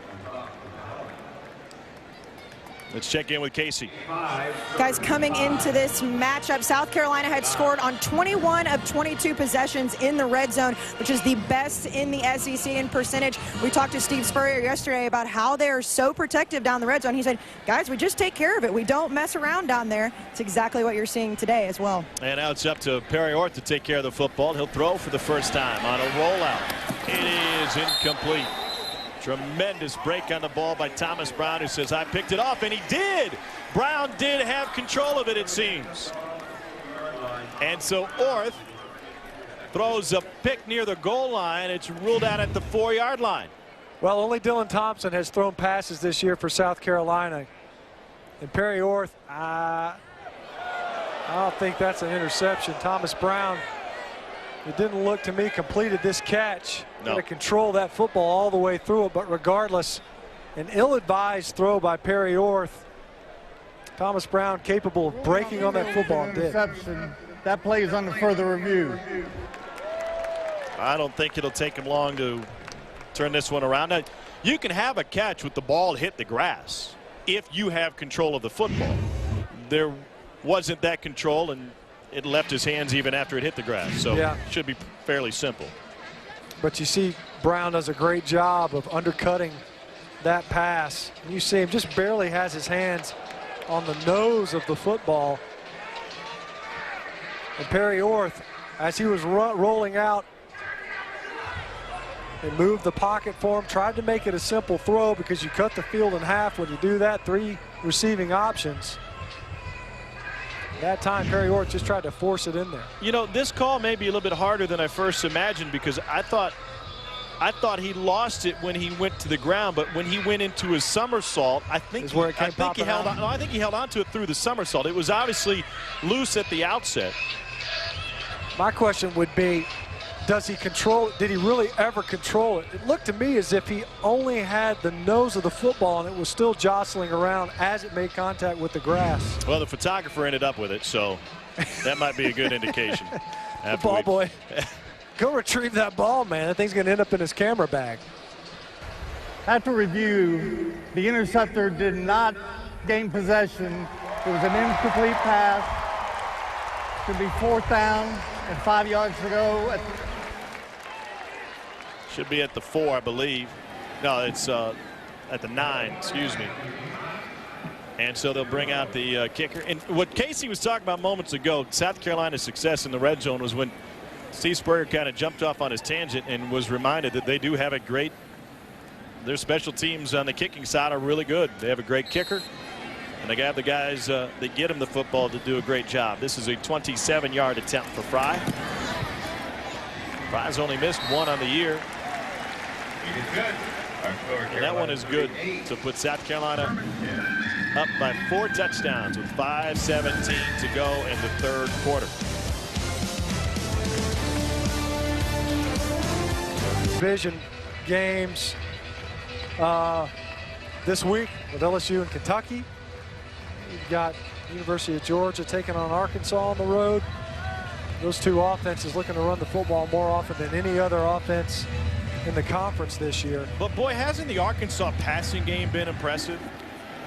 I mean, as much as we talk about their run game, and that's what Brett Bielema came there to do, he's not afraid to let it fly a little bit. Well, you almost have to. As often as they run the football, you almost have to take advantage of the play action opportunities that are there. They're not a prolific passing team. Coach Bielema's talked about it's the best kept secret in Fayetteville. That may very well still be true. They're not looking to air it out, nor should they, because they're as explosive as you can be in a run-oriented offense.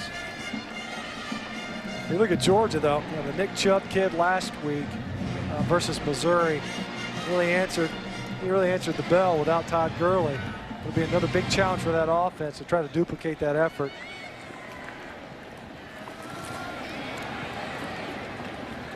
Well, South Carolina's got a trip to Auburn next. Here's what has to happen today for the Gamecocks to keep alive a chance at the SEC championship. So they want Georgia to lose against Arkansas. They'd like LSU to win, and since they don't own the tiebreaker against Missouri anymore, they need Will Muschamp's Gators to come out with a victory.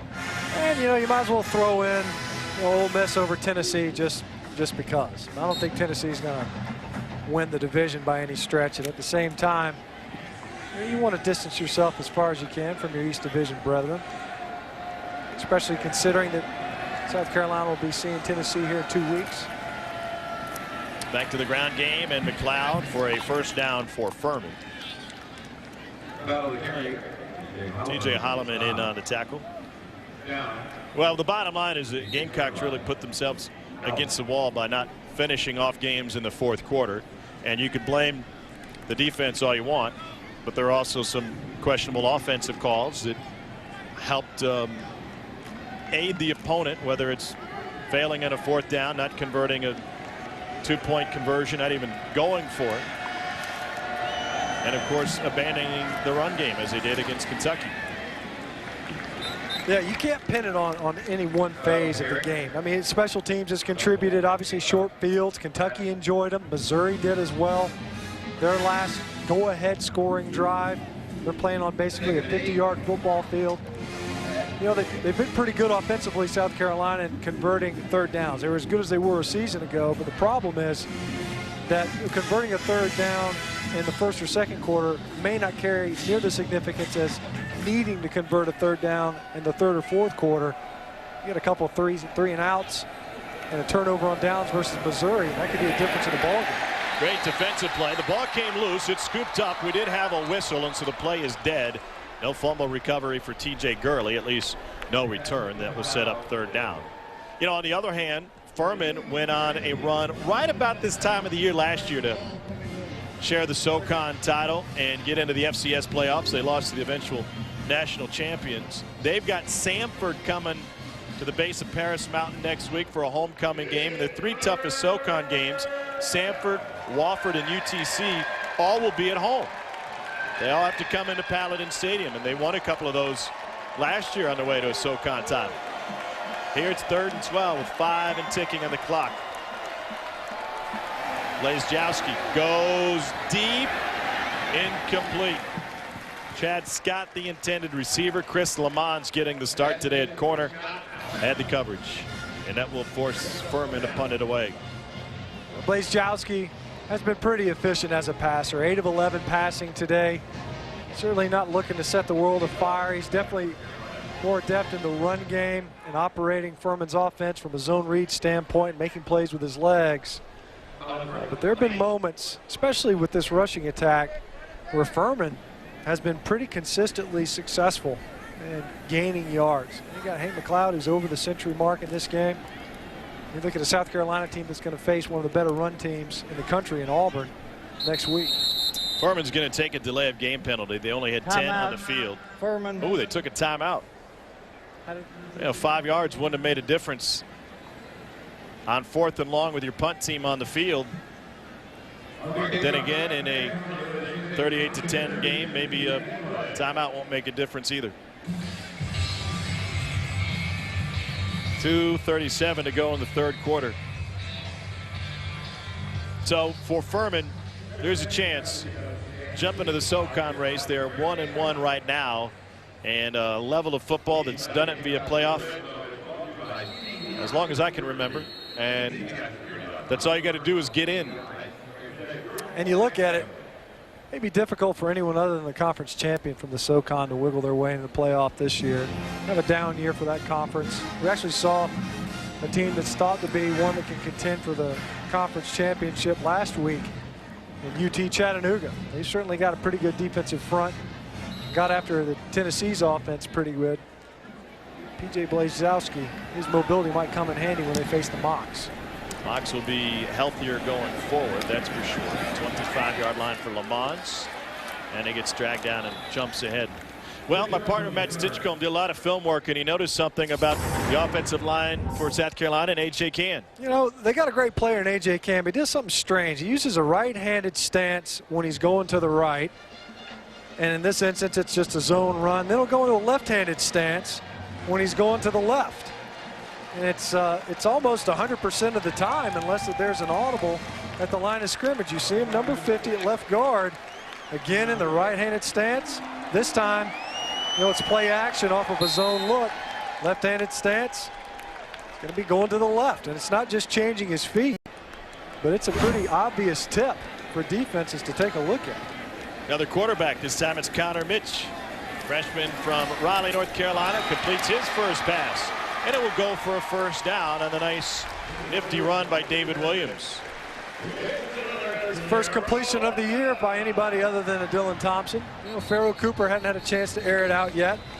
Connor Mitch, a pretty heralded recruit when he came in here. Unable to really create much of a separation between he and Perry Orth, who had the previous series.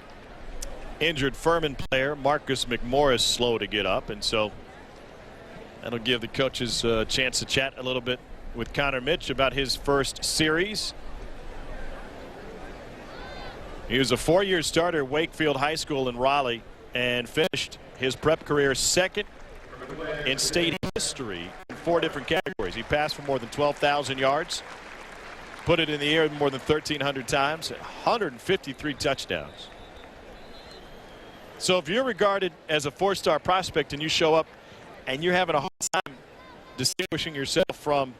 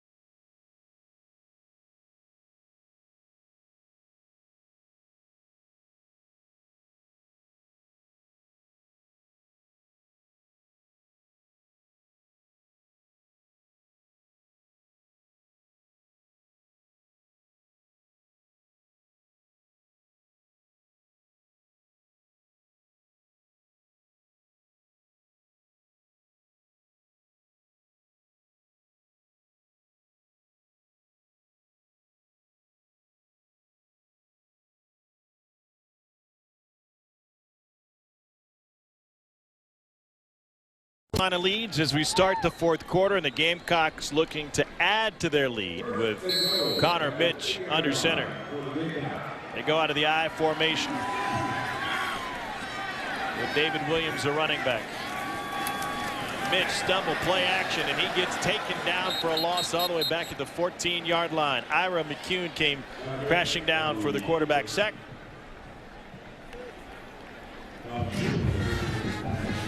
We talked about some of the protection issues. You know, that time, it looked to me like Connor Mitch stumbled and ended up staggering deeper in his drop than he intended. Makes it pretty hard as an offensive tackle to protect the defensive ends running the arc. Big Cody Gibson was was pretty disappointed. Number 90, the converted offensive tackle. Looked like they were trying to get him the football on that play. South Carolina has scored a touchdown on 4 of their 5 red zone possessions. The other was a field goal. Williams waiting to read his blocks. Can't make it back to the 10. That will set up a 3rd and goal. Opportunity for Mitch to maybe pull that one. We've seen him. He's not. None of these quarterbacks are really what they had in the Connor Shaw, who we look at some of the play selection. He was running the football about 11 times a game a season ago. South Carolina otherwise running at the same clip.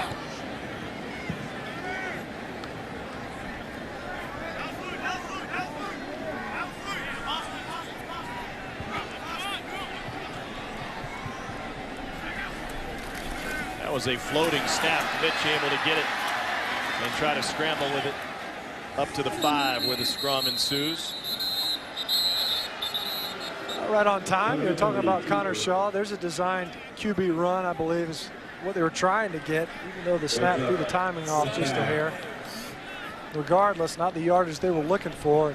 They'll settle for another field goal attempt. It's a very efficient red zone day for South Carolina. But when they look at the film, they'll certainly want to come away with points, certainly 6 points versus 3. But that's what we've seen from Furman. Whenever you get into that area of the football field, you want to come away with something.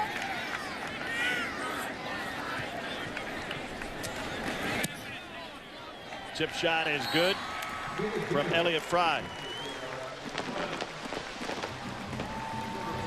41-10 lead for South Carolina. Steve Spurrier has played 3 different quarterbacks today, and he's got a connection to a former Furman quarterback, one of the greats in Furman football history. Ingle Martin was originally a Florida Gator for head coach Steve Spurrier from 2001 to 2003. When Spurrier left, Ron Zook took over. Martin decided to transfer. Chris Leak ended up taking over at Florida, and Martin came to Furman, where he led them to a couple of fantastic runs in 04 and 05. Finished with 7,000 yards of total offense in 2004, 8,000 yards in 2005. He had an option keeper against Appalachian State. I think it was in 2004. He lost his footing on the ice. They never got it in. And in 2005, he would take him deep into the FCS playoffs.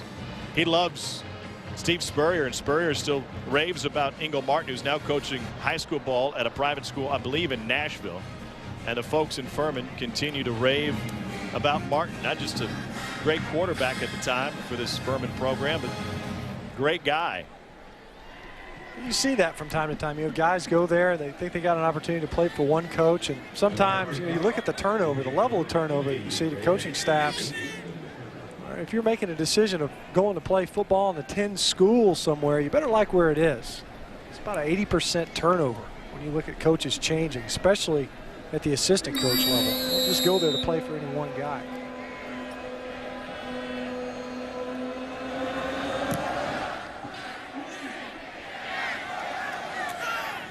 We'll have a return by Richard Hayes. Out to the 25. Let's check in with Casey. Guys, the reoccurring theme today has been the senior leadership, and that's exactly what Steve Spurrier wanted to see out of Dylan Thompson. And even when he's not on the field, he's taking these guys aside, especially Connor Mitch, saying this is what went wrong and this is what you did well. He's the first guy out to congratulate and to try to fix what went wrong. All right, thanks, Casey. It's kind of where the program is right now, right? Especially after 2 gut punch losses at home to Missouri and on the road to that resurgent Kentucky team. Yeah, that's after getting stomped in the opener. I mean, this program has taken some body blows. And then could have been a knockout punch in that first week. You got 11 games yet to play. They rallied. Been uneven after that 3-victory run that they went on after the A&M game. We got 3 flags down. Steve Spurrier told us yesterday, he kind of dismissed notions of a hangover from the A&M loss. Today we won our next 3. Offside, number 92, defense. 5-yard penalty, remains first down. That's Gerald Dixon Jr. who moves. But were you surprised, as I was, when we were talking with Spurrier yesterday and we're talking about team goals, and he said, well, We got a lot to play for. You still have a winning record available to us. This is a team that's finished in the top 10 each of the last 3 years. Winning records since Steve Spurrier has gotten this program rolling are taken for granted. Yeah, they're now, from a perception standpoint, will be victims of their own success. And incidentally, you want your program to be at the level where the expectation is to be finishing in contention for championships. And that's what Coach Spurrier typically is used to. He's built this program to the point where a winning record is not what's expected. It's what we see here with 11-win seasons, top 25 finishes, and the opportunities to win the division. And that got diffused kind of early this year. Part of that was a function of the schedule that we talked about earlier, Tom. You look at that 4 of their first 5 top 25 ranked teams that they were facing. Meanwhile, everybody else is still kind of tuning up. I should say everybody, a lot of other folks tuning up on their schedules. And South Carolina came out rocking and rolling. Blazejowski fires over the middle complete. That'll be a first down. Kevin Mall, sophomore out of Melbourne, Florida, with the tackle. So the opportunity for South Carolina is there. Not just a winning record, as Spurrier indicated to us, but you've got winnable games remaining. You do. Yeah, I mean, you look at it here today where they've got victory in hand. Challenge to be sure at Auburn next week, especially from some of the issues that continue to plague the South Carolina defense versus the run. A Tennessee team, that they have their own difficulties when it comes to protecting the passer and establishing a ground game. It's certainly a game that they can win. Blazejowski finds his tight end Fletcher. Speaking of Tennessee struggling to protect the quarterback, you think those Ole Miss Land Sharks are just licking their chops all week about the opportunity to get after South Carolina's own Justin Worley from Fort Mill? Yeah, I mean, the chum slick that started last week versus UTC, it's a couple of miles long by now. I think they probably could smell it in Oxford. They have a hard time keeping their quarterback upright.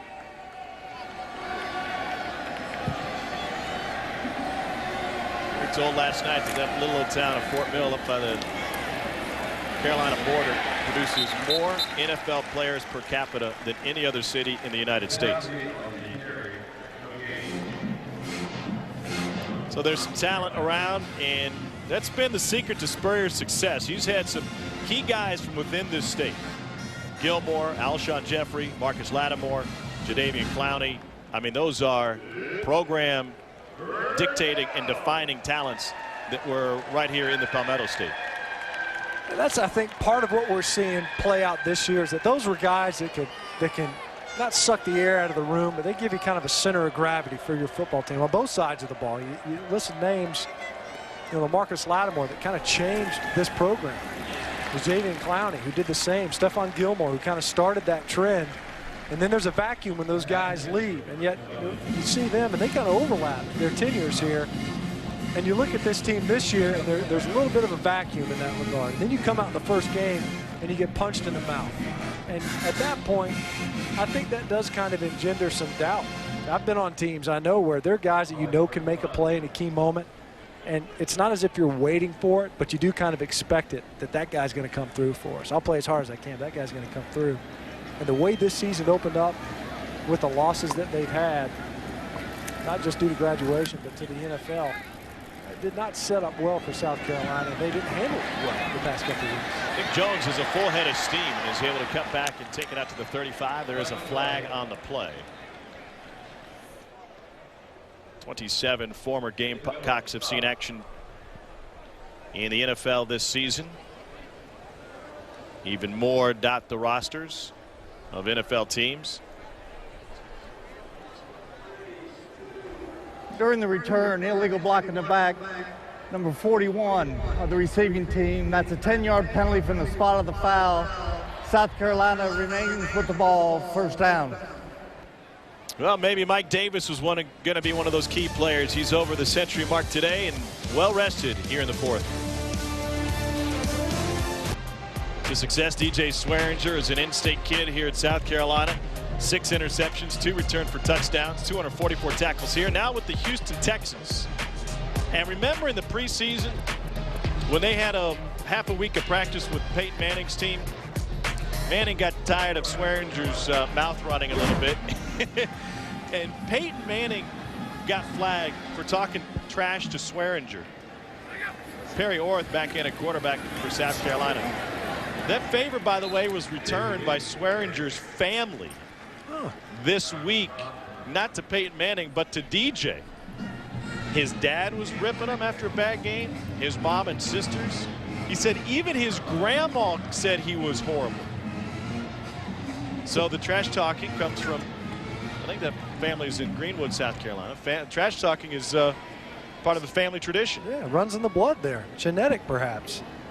I'll tell you what, if you can get the sheriff, Peyton Manning, to come out of his shell, because the guy works with robot-like proficiency, and talk trash, you must be really good at it. Maybe it was just a DirecTV promotion. Third and short coming up. He's one of many. You know, these coaches talk about DJ Swearinger. He was one of those guys. You know, he wasn't the hype man. I don't know if he had pom-poms, but he was the guy that could get the team's mind right for games. He could get attention. You know, he's one of those high-energy guys that flew around. All these adjectives that we've been hearing out of the coaching staff that they're looking for out of this year's squad.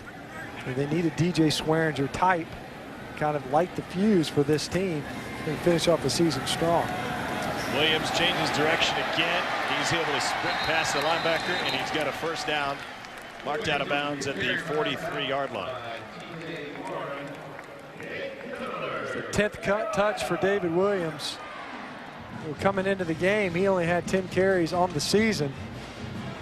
You know, as much as you see in games like this, you want to get backup quarterback some time, but without Brandon Wilds and getting any of his carries, if in fact this offense is going to shift gears and be run heavy, you know, it's imperative to get a guy like David Williams. We've seen Sean Carson as well take a nice long run.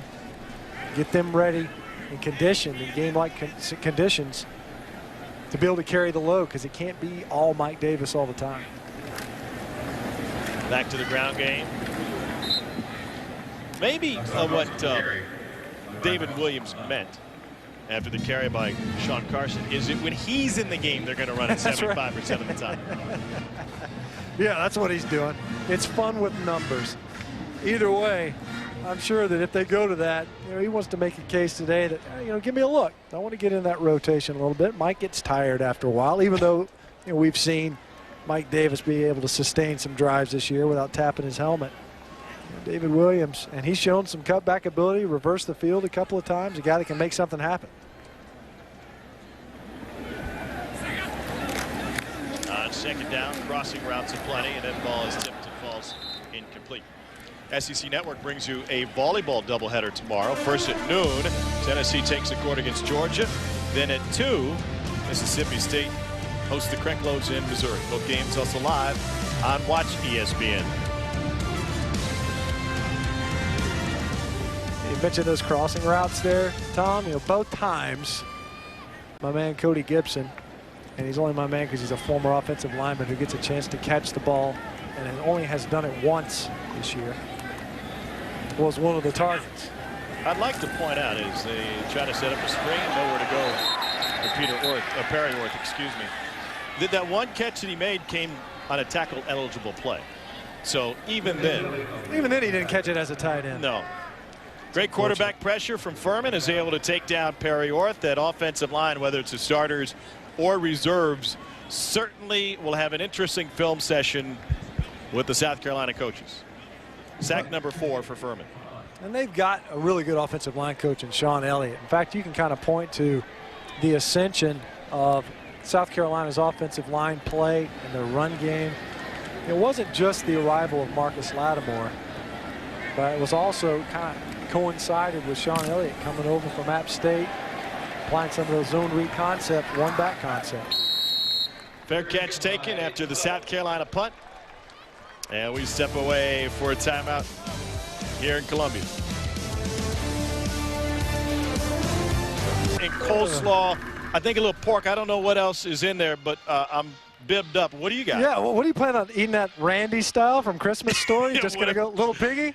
You've got a donut burger. A donut. This is American ingenuity at its finest right there. Now, what can you use for the donut. We can use it as a hamburger bun. And then this, I'm pretty sure, is the fried butter, which, you know, when you look at it, my microphone wasn't in the way and I wasn't two-fisting it. Here, let me see what some of this stuff tastes like. But when you look at it, you know, it's this. There's some artists work in watercolors, others in oils, and then, you know, here in the South at the State Fair, the medium is fried food. This is a fried donut burger. Yeah, it's awesome. Tom. This is pork barbecue over fries with mac and cheese, pickles, and slaw. And we may just have the pictures tell the words for the final 6 minutes of this one, as Furman tries to make something happen with the run game. And it's a gain of 12. So I'm going to hold this for you. Thank you. Throw the mic out of the way and give us your best Zagat's review on the Krispy Kreme burger. The juxtaposition, I believe, of the bacon, the cheese, the onion, and then the glazed donut, it just has to pop. It's perfect on the palate. It's got a nice clean finish, but you can hear the sugar on the outset. It really sets the stage for the beef. It's like I feel like I'm competing in the gastrointestinal Olympics here. I'm glad we could get a piece of the fair. Slow-mo replay. Look at the concentration. Matt Stinchcomb digging into a donut burger. And then look at the completion. See how jealous I am? You should be, because well, yours has got mac and cheese. I think you've got 5 different starches in that plate right now. They are doing homecoming right, because you're coming home to the State Fair and a football game. Our game prep, by the way, knows no limits. We made a special trip for opening night of the fair. I tell you what, it was packed. Why did our support personnel in the booth take my food away from me? I'm sorry, what'd you say? I was chewing. As I heard. I was finishing up on the old donut burger. So, you know, at the end of the day, this is going to be it's going to be a good win in the scoring column for South Carolina, but it might be a little bit like fair food. You know, you take it in and it seems great, and then later on that night or tomorrow or whenever you sit down to break down the film, you're going to see a lot of deficiencies in the benefits from this South Carolina team. And they're going to Auburn next. You know, it's not like South Alabama is next week and they have another week to just kind of grease the wheels and get everything in motion. There's big boy football next week for this team. Yeah, there's going to be some distinct residue from this one. I mean, they're going to come and look at the film, and they're going to recognize that they're certainly going to have to continue to step up their play. And I don't know that they got the answers that they were looking for as far as from a personnel standpoint. You know, I would be surprised if South Carolina doesn't continue to have to roll personnel, not just from let's keep our guys fresh and establish depth, but to identify their frontline players. Who are the guys that they can count on? Obviously, they were a little bit undermanned at the defensive end spot. They were without DJ Smith in the first half because of the targeting penalty versus Kentucky. But they're still going to have to ratchet it up. Now, the turnovers are encouraging. That'll certainly play well after what we saw from Mississippi State versus Auburn a game ago. But you look at South Carolina, they're going to have to be opportunistic if they continue to play the way that they played here today, especially versus the run. You mentioned the defensive players that they're missing. Second down, Dylan Woodruff is able to hand it off. Mason Harris is out for today. Cedric Cooper, David Johnson, Bryson Allen Williams still nursing a concussion. So there's 4 guys that, if not starters, would be regulars on the South Carolina defense that are out of action today. Michael Washington getting that opportunity, as we discussed early in this game. Well, there were 3 other guys we mentioned in our meetings yesterday where they knew that there were holes, especially there were going to be some challenges in generating a pass rush with just your down front guys. And, you know, they had a couple of guys that they were counting on coming in that were incapable of qualifying. And so they ended up having to run with what they had. Near pick, not once but twice for South Carolina. Bryson Williams broke on that long pass from Dylan Woodruff.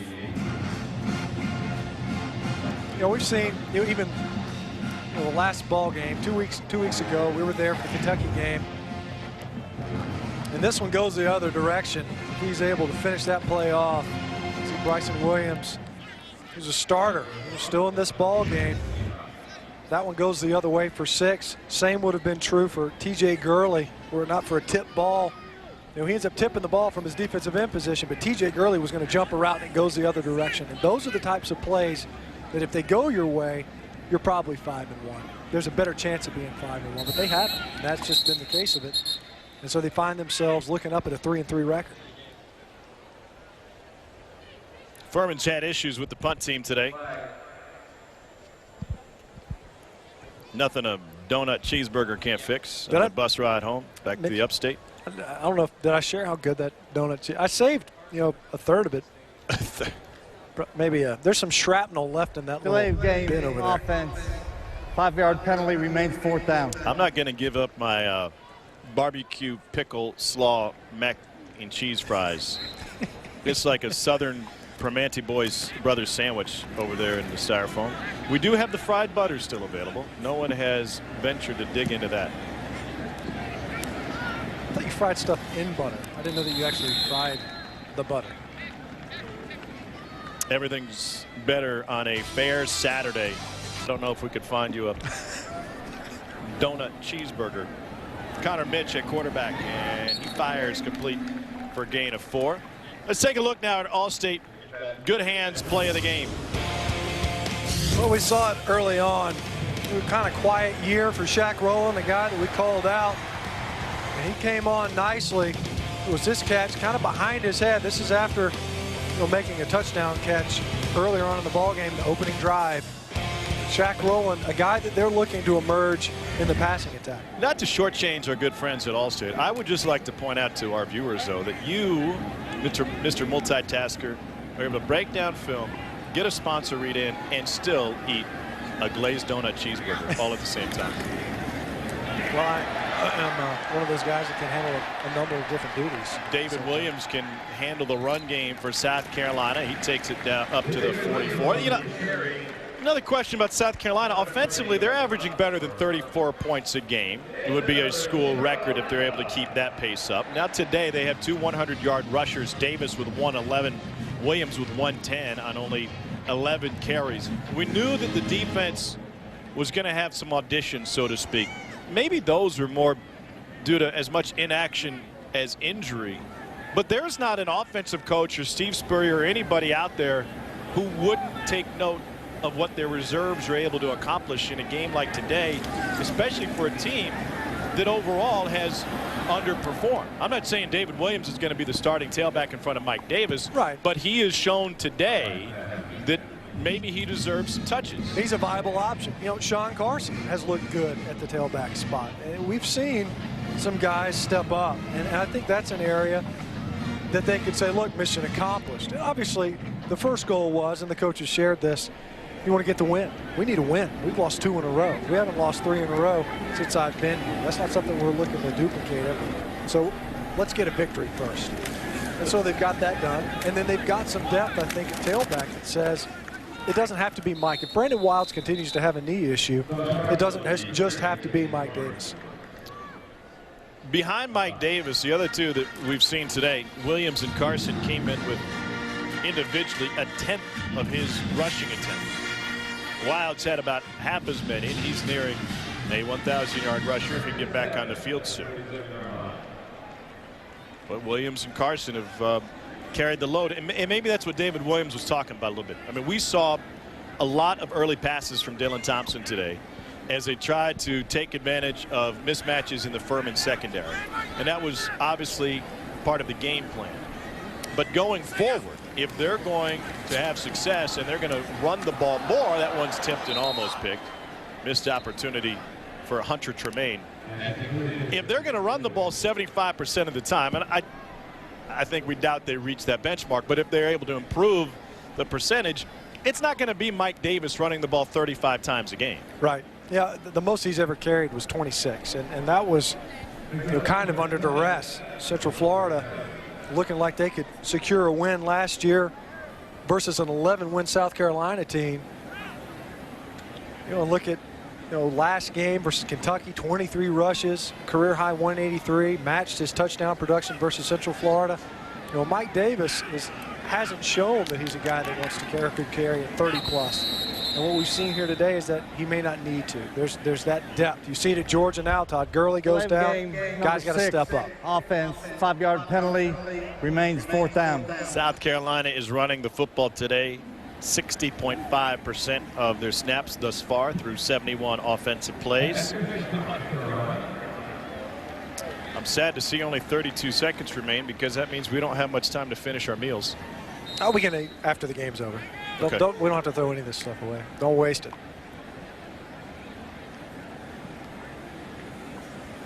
We've got barbecue, glazed donuts, and butter left to consume. There's a bucket of banana pudding right outside the door, too, I believe. And that didn't even come from the fair.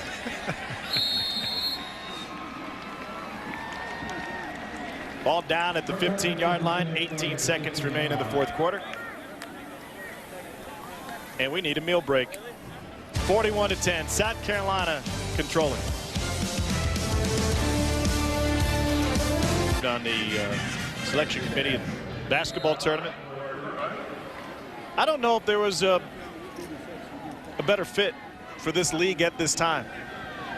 And who would have thought on the outset of it, right? You know, it's a guy that was very much an outsider, not from this part of the country, but certainly adopted the southeastern part of the United States and ushered in the quote-unquote modern era of college football. You know, we saw an expansion of the conference. You could see his role in the BCS, which incidentally coincided with the start of that 7-year run in 2006 by the SEC. Proven to be a really good leader. And all Texas A&M and Missouri did when they entered the league is play for a conference title and win a Heisman Trophy. Pretty good additions on the gridiron. Steve Spurrier's record remains perfect against non-FBS teams in his tenure here at South Carolina, 51-0. Well, it was an interesting first quarter. Sloppy first half, but South Carolina is able to keep their foot on the pedal and pull away for a 41-10 victory. They played 4 different quarterbacks today. They rotated through some reserves on the defensive line, and the ground game was maybe as good as it's been this year. 2 100-yard rushers. Davis for a $111, Williams for 110, averaging 10 yards a carry, and Sean Carson averaged 12 yards on his 7 carries and added a touchdown. It was 28-7 at the half, and they're able to hold Furman at bay in the second half. So this is not a perfect South Carolina team, but they need wins, and they got one. They got one, and they got production in some key areas. They were much better on the ground, as you mentioned, which is an area that they're looking to emphasize. Certainly some pock marks on this one. Certainly areas where they're going to look at the film, and they're going to say, we have to improve. There is no time to wait, knowing that they're headed to the Plains versus the Auburn Tigers. But recognize that you did finally get a victory and ended that skid. And Steve Spurrier standing by with Casey Smith. Coach, you called out the senior leadership. How pleased with their energy and effort are you today? Well, it wasn't a real pretty game, but we hadn't had a win in about a month, so we're pretty happy. Our defense had some success the entire second half, so that was good to see. You're facing Auburn next week, a very strong ground game. What do you want to see your defense improve on this week? We play a lot better. We got to try to play at a level that we played against Georgia, if we can return to that. Well, congratulations, Coach. 51-0 as head ball coach rushes to be with his team after a victory today. He's right, got to get better, but a good defensive effort today. Final score, South Carolina 41, Furman 10. Coming up next, SEC Now. For Matt Stinchcomb, Casey Smith, our entire crew, I'm Tom Martin. So long from Columbia, South Carolina. More barbecue to come.